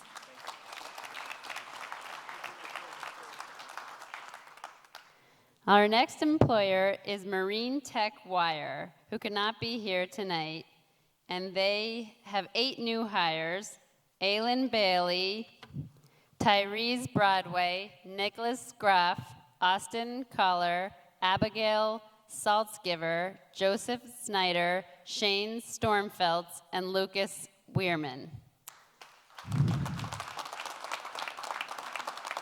And our next employer is Lehigh Heavy Forge Corps, represented by Director of Sales and Marketing, Mike Druckenmiller. Good evening, everyone. Lehigh Heavy Forge is located in Bethlehem, Pennsylvania. We are a critical supplier of ultra-large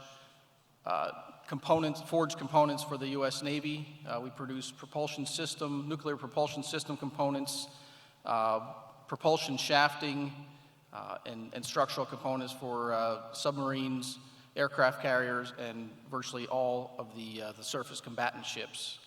The largest parts that we make are up to 150 tons finished weight. We are the only North American forging producer that can handle everything from the ingot to finished production. And we are also the host site of the East Central version of the pipeline project. We're proud to be a part of this pipeline. We've seen some very good things happening so far from our involvement in it. We've seen a lot more interaction with the CTEs, us getting to know some of the CTEs and some of their programs, and getting to be able to help develop some programs internally and the people, getting to know some of the potential employees a little bit better,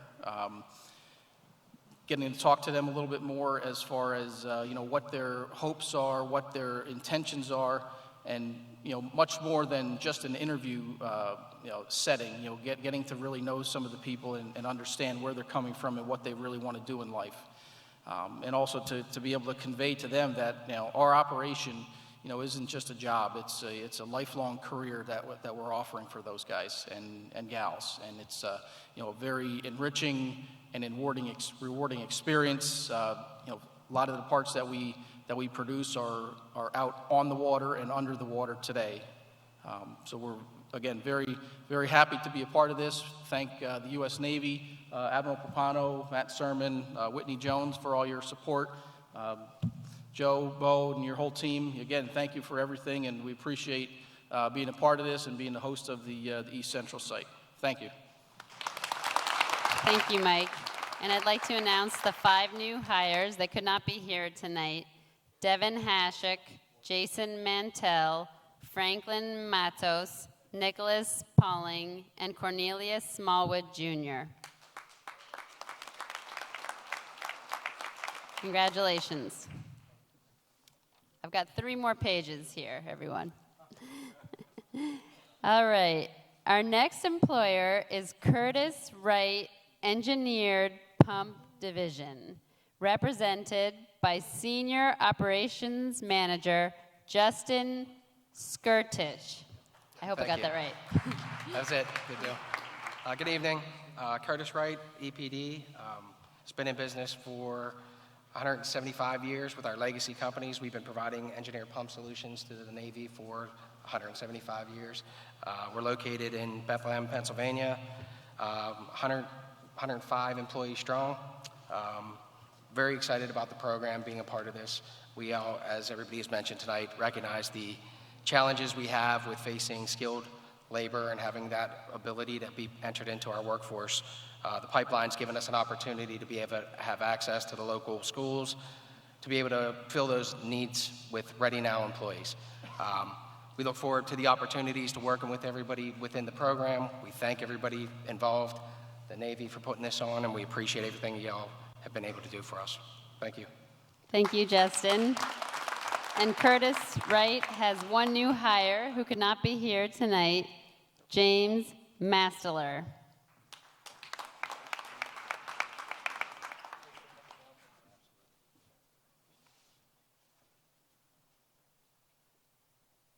Congratulations.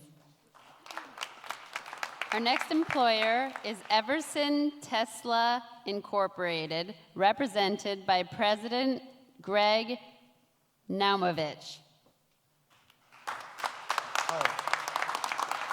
Hello, good evening.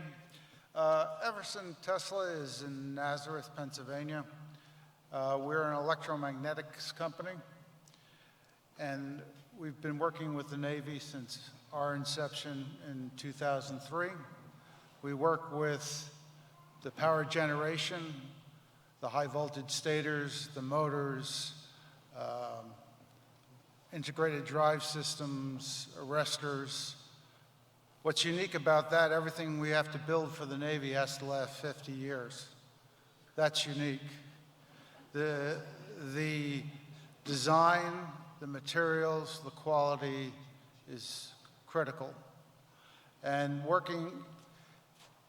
to get this mentality is important. The culture of our company is important, and the people working for us are extremely important. They're part of a large team. Our work is a process. It's not making just a widget. It takes 6 months to make a coil, a high voltage coil that's going to last 50 years. So there's a lot of training. There's a lot of expertise that has to be developed, and that takes months, years. So working with the pipeline to develop the culture, develop some of the aspects that we need, and working with some of the local schools and programs is going to be very beneficial for us and for moving forward and growing the company and the expanse of electromagnetic applications. Thank you. Thank you, Greg. Everson Tesla Incorporated has 19 new hires this year who are not with us tonight. Fred Berger, Adam Buss, Keanu Cordero, Tyler Heckman, Keith Jowowski, Joshua Kroc, Edward Manning, Mark Marzuk, Keith Noble, Ryan Oscom, Caden Rains, Michael Robinson, Christopher Roman, Joel Rosado, Deborah Ramsey, Tobin Scott, Thomas Tapman, Ronnie Welder, and Mark Wilson. Congratulations. Our next employer is Staver Hydraulics, who could not be here tonight. They have 2 new hires, Mark Hineshaw and Tyler Westwood. And we're down to our 3 last employers of the night. Lehigh Valley Plastics is next up. Oh, sorry, they could not be here tonight. And they have 6 new hires, Jesse Groover, Jared Hoffman, Tyler Keeler, Brian Kibler, Jesse Parker, and Cody Flieger. Our next employer is Jenkins Machine, that is represented by CFO Mark Reese. Good evening, everybody. Thank you. Distinguished guests, thank you. I have to say, on the way down here tonight, I was riding along with Kyle, and it's interesting just hearing him talk and understanding the faith that he took and to jump in with this whole commitment and getting trained. It's amazing, and to know that he's now a part of Jenkins and now understanding what our mission is and what we're trying to do, it's important. So I know you folks are tired, so I'll keep it short, but thank you very much. Thank you, Mark. Jenkins Machine partnered with Lehigh Career and Technical Institute, and they have 2 new hires. Is Kyle Edwards here tonight? Kyle Edwards, please come up.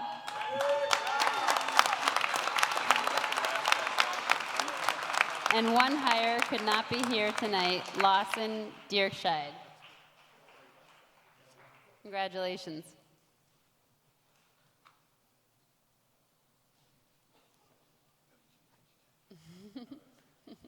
Congratulations.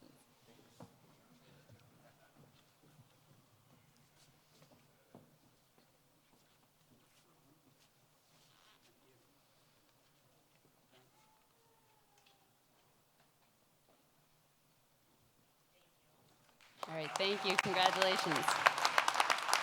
Friends, we're down to our last employer with 44 new hires, Fairlead, represented by President Fred Pasquine.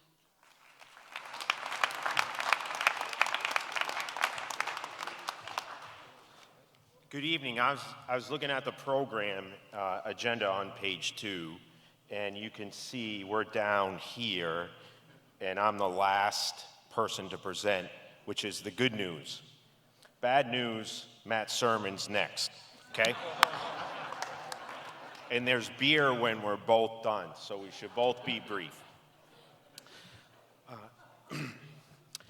I am the president of Fairlead. We're not located in the Philadelphia region. We're down in the Virginia Beach area, and we do 3 things for the Navies. We fix ships, we put equipment on Navy ships, and we build large structures for Navy ships. Sizes nearly the size of this room of submarines and aircraft carriers. And I just want to say something to everyone who was acknowledged here tonight. It reminded me 9 years ago, had the privilege to lead a team that had to paint an entire aircraft carrier. They're huge.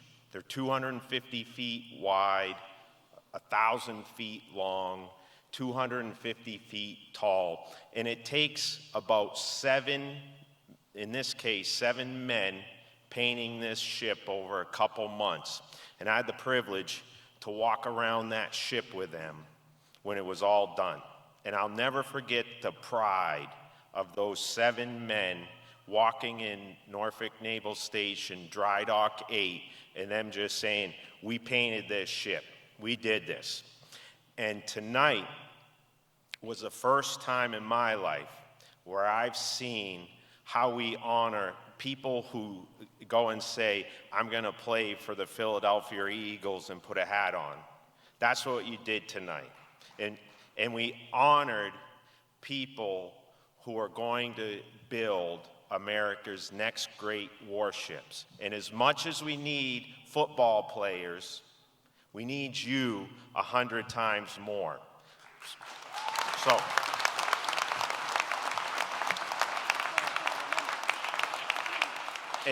and I would just encourage you, get connected to the why of what you do. You help Admiral Papano and everyone who supports him go out and do their mission and come back to their families. And that's our motto at Fairlead. We help get the war fighter home. They go out, they do what they have to do, they take risks for our nations so we can be here and do this, and we all get to be part of that. So get tied into that why. That's what I encourage you.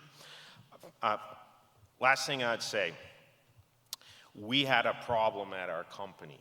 And like many problems in a company, you start looking at it and you say, oh, guess what? I'm the problem. We could only retain 69% of the employees we were hiring in the first 3 months. Fortunately, once people stayed with us for a year, 98% of those employees stayed on, but get to that first year is hard. So we worked with Joe and his team. We said, we have a problem. There's a better way to do this. And I can now say we went from 69% to 91% retention through this new process. Just doing basic, simple, little better things that fundamentally acknowledge this is a talent and this is the importance to go do what we have to do. So thank you for that. That's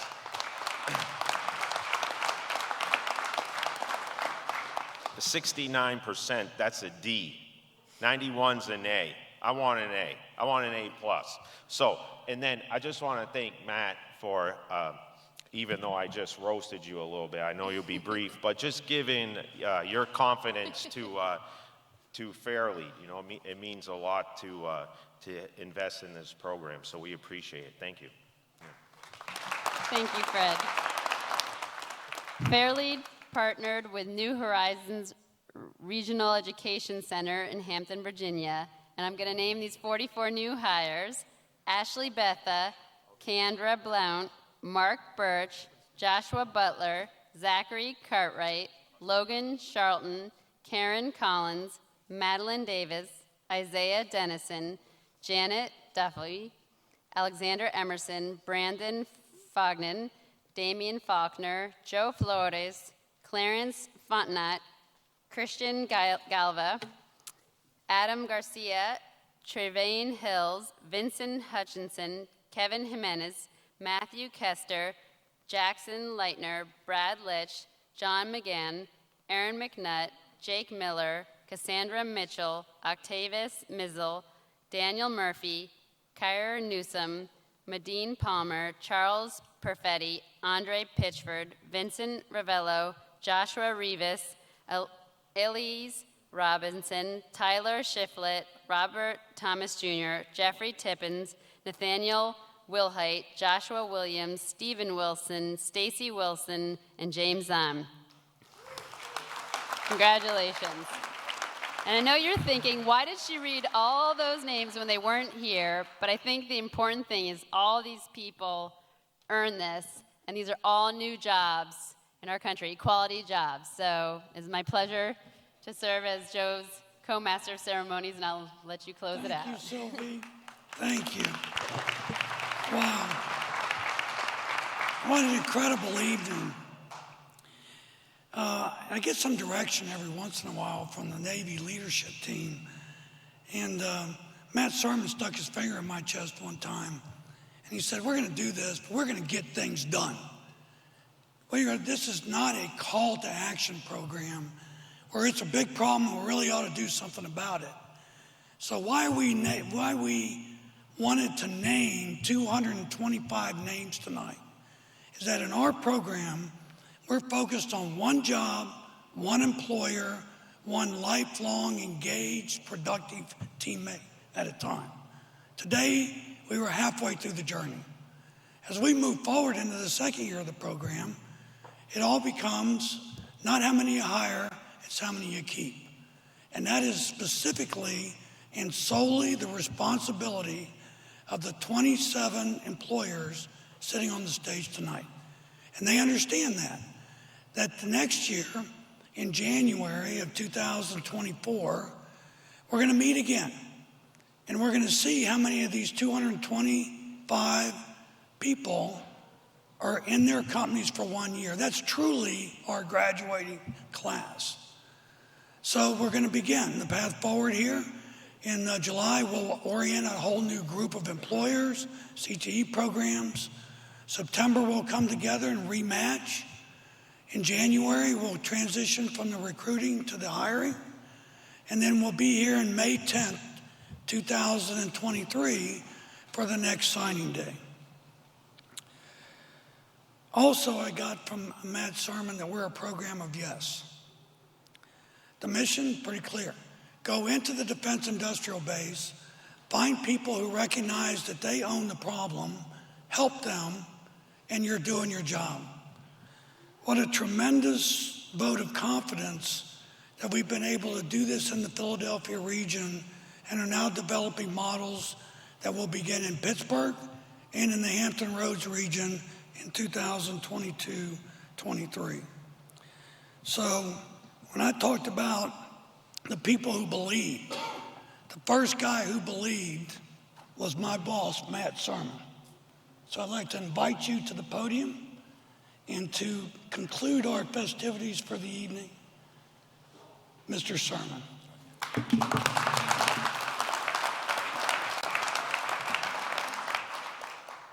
Good evening, all. What an absolutely incredible experience. The only disappointing part of it is you guys only left me with about 35 minutes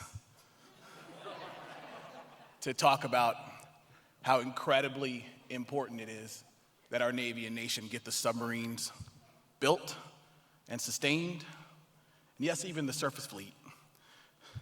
Joke, surface warfare officer in a previous life, but built and sustained. This is the way, to quote my favorite television character of the moment. This is how we do it. It's one relationship at a time. It's one understanding of what our need is at a time.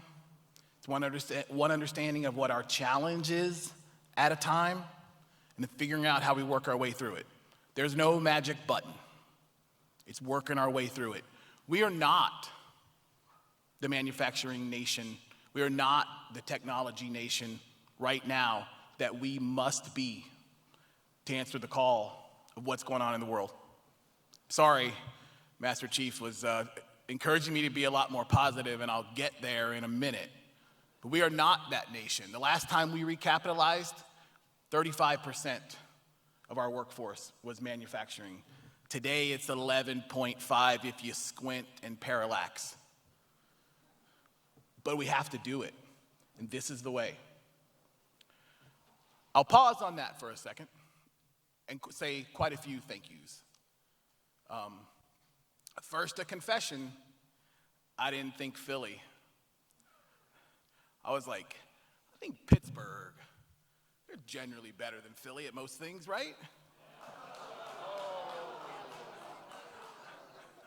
I think York. Incredibly important suppliers in York and great partners here on the stage tonight. And then the real visionaries for this work, Whitney Jones, the director of our submarine industrial base team, Joe Bartow, Joe Welsh from Rhodes helped an awful lot. They sat me down and they put a finger in my chest, I think, and said, no, it's Philly. Here's why. Here's the infrastructure. Here's the training organizations we've got incredible partners. Here's the CTEs. Facilitators are all ready to help. Look at the incredibly important products. We've got the Naval Surface Warfare Center ready to be a partner. We've got NAVSUP ready to partner. This is the way. I don't argue with Whitney, is what it came down to. So it's Philly, right? Somewhat a joke, because it's been incredibly impressive right from the beginning. From the first time we had a formal event here, I was blown away by how eager industry team you were to get the right people in the right jobs with the right skill sets. And I was blown away at what I saw from the students, what I saw at the CTEs. And we still have a lot more work to do. CTEs, if I haven't visited you yet, I will. I want to. This is the beginning, not the end. It's the beginning, not the end. Thank you to all the facilitators. Electric Boat folks, thanks for being here tonight. Suppliers, incredibly impressive, incredible work. Now we begin. We have to do better. We have to question all our assumptions. We have to retain our workforce. We have to increase their proficiency. We have to hit that 1+2 cadence. When your new workers and your current workers walk in the door, they have to understand how unbelievably important the work that they're doing is to our Navy and nation. They have to understand that you are invested in them. They have to understand there is a career path for them. They have to understand that we all care about the products and about them and about the critical work they're doing, about their careers, about a family-sustaining job. And I know you can do it. Not batting 1,000 across the whole industry on that. Everybody out there, pass it on too. Focus on retention. Focus on that day one experience. Focus on supervisor skill sets. Congratulations to the folks who walked across the stage tonight and to the other folks who couldn't be here. Congratulations on embarking on this career. Congratulations on embarking on service to Navy and nation, on an outstanding, relevant, good paying, rewarding, challenging career. Learn your trade, learn your craft. Learn the trade and craft next to you in the value stream. Learn what your supervisor does and what your supervisor is thinking about. Learn about what part that is, that component, what component that is, what commodity you're working. What does this do? Don't make a widget for Admiral Papano. Make a submarine. Embrace it. Be connected to those sailors that are out there on patrol right now. I would be remiss if I didn't bring up one nugget of history in addition to the ones we've had tonight.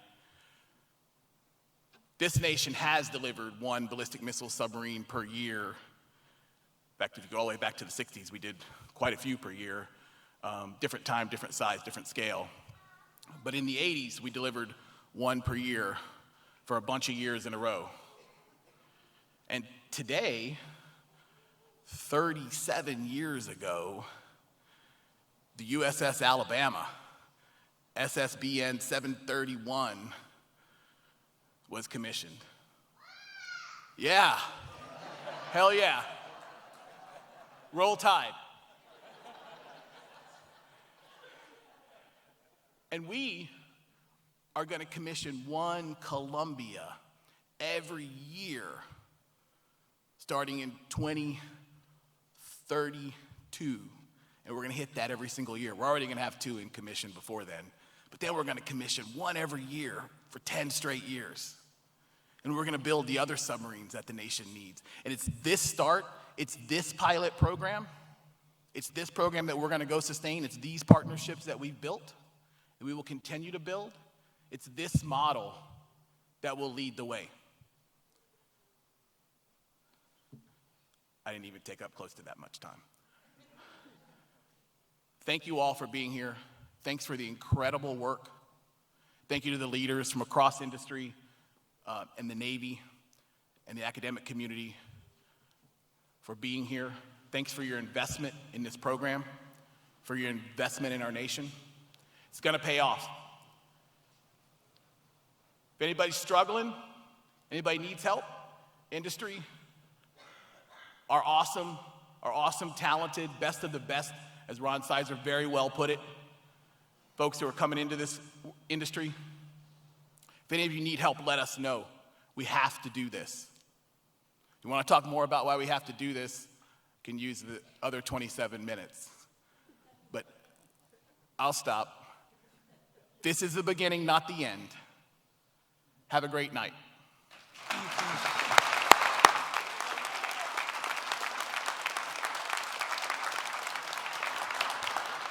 So I'm not sure if I'm officially authorized to name this, but in January, Admiral Papano decided that if you're here present today as an employer, a CT program, or a facilitator, you're designated as, apparently in the Navy, a special name of a plank owner. And you'll remember where you were on May 25th, 2022. So at this time, I'd like you to all please stand as we have the departure of the official party and we play the Navy song.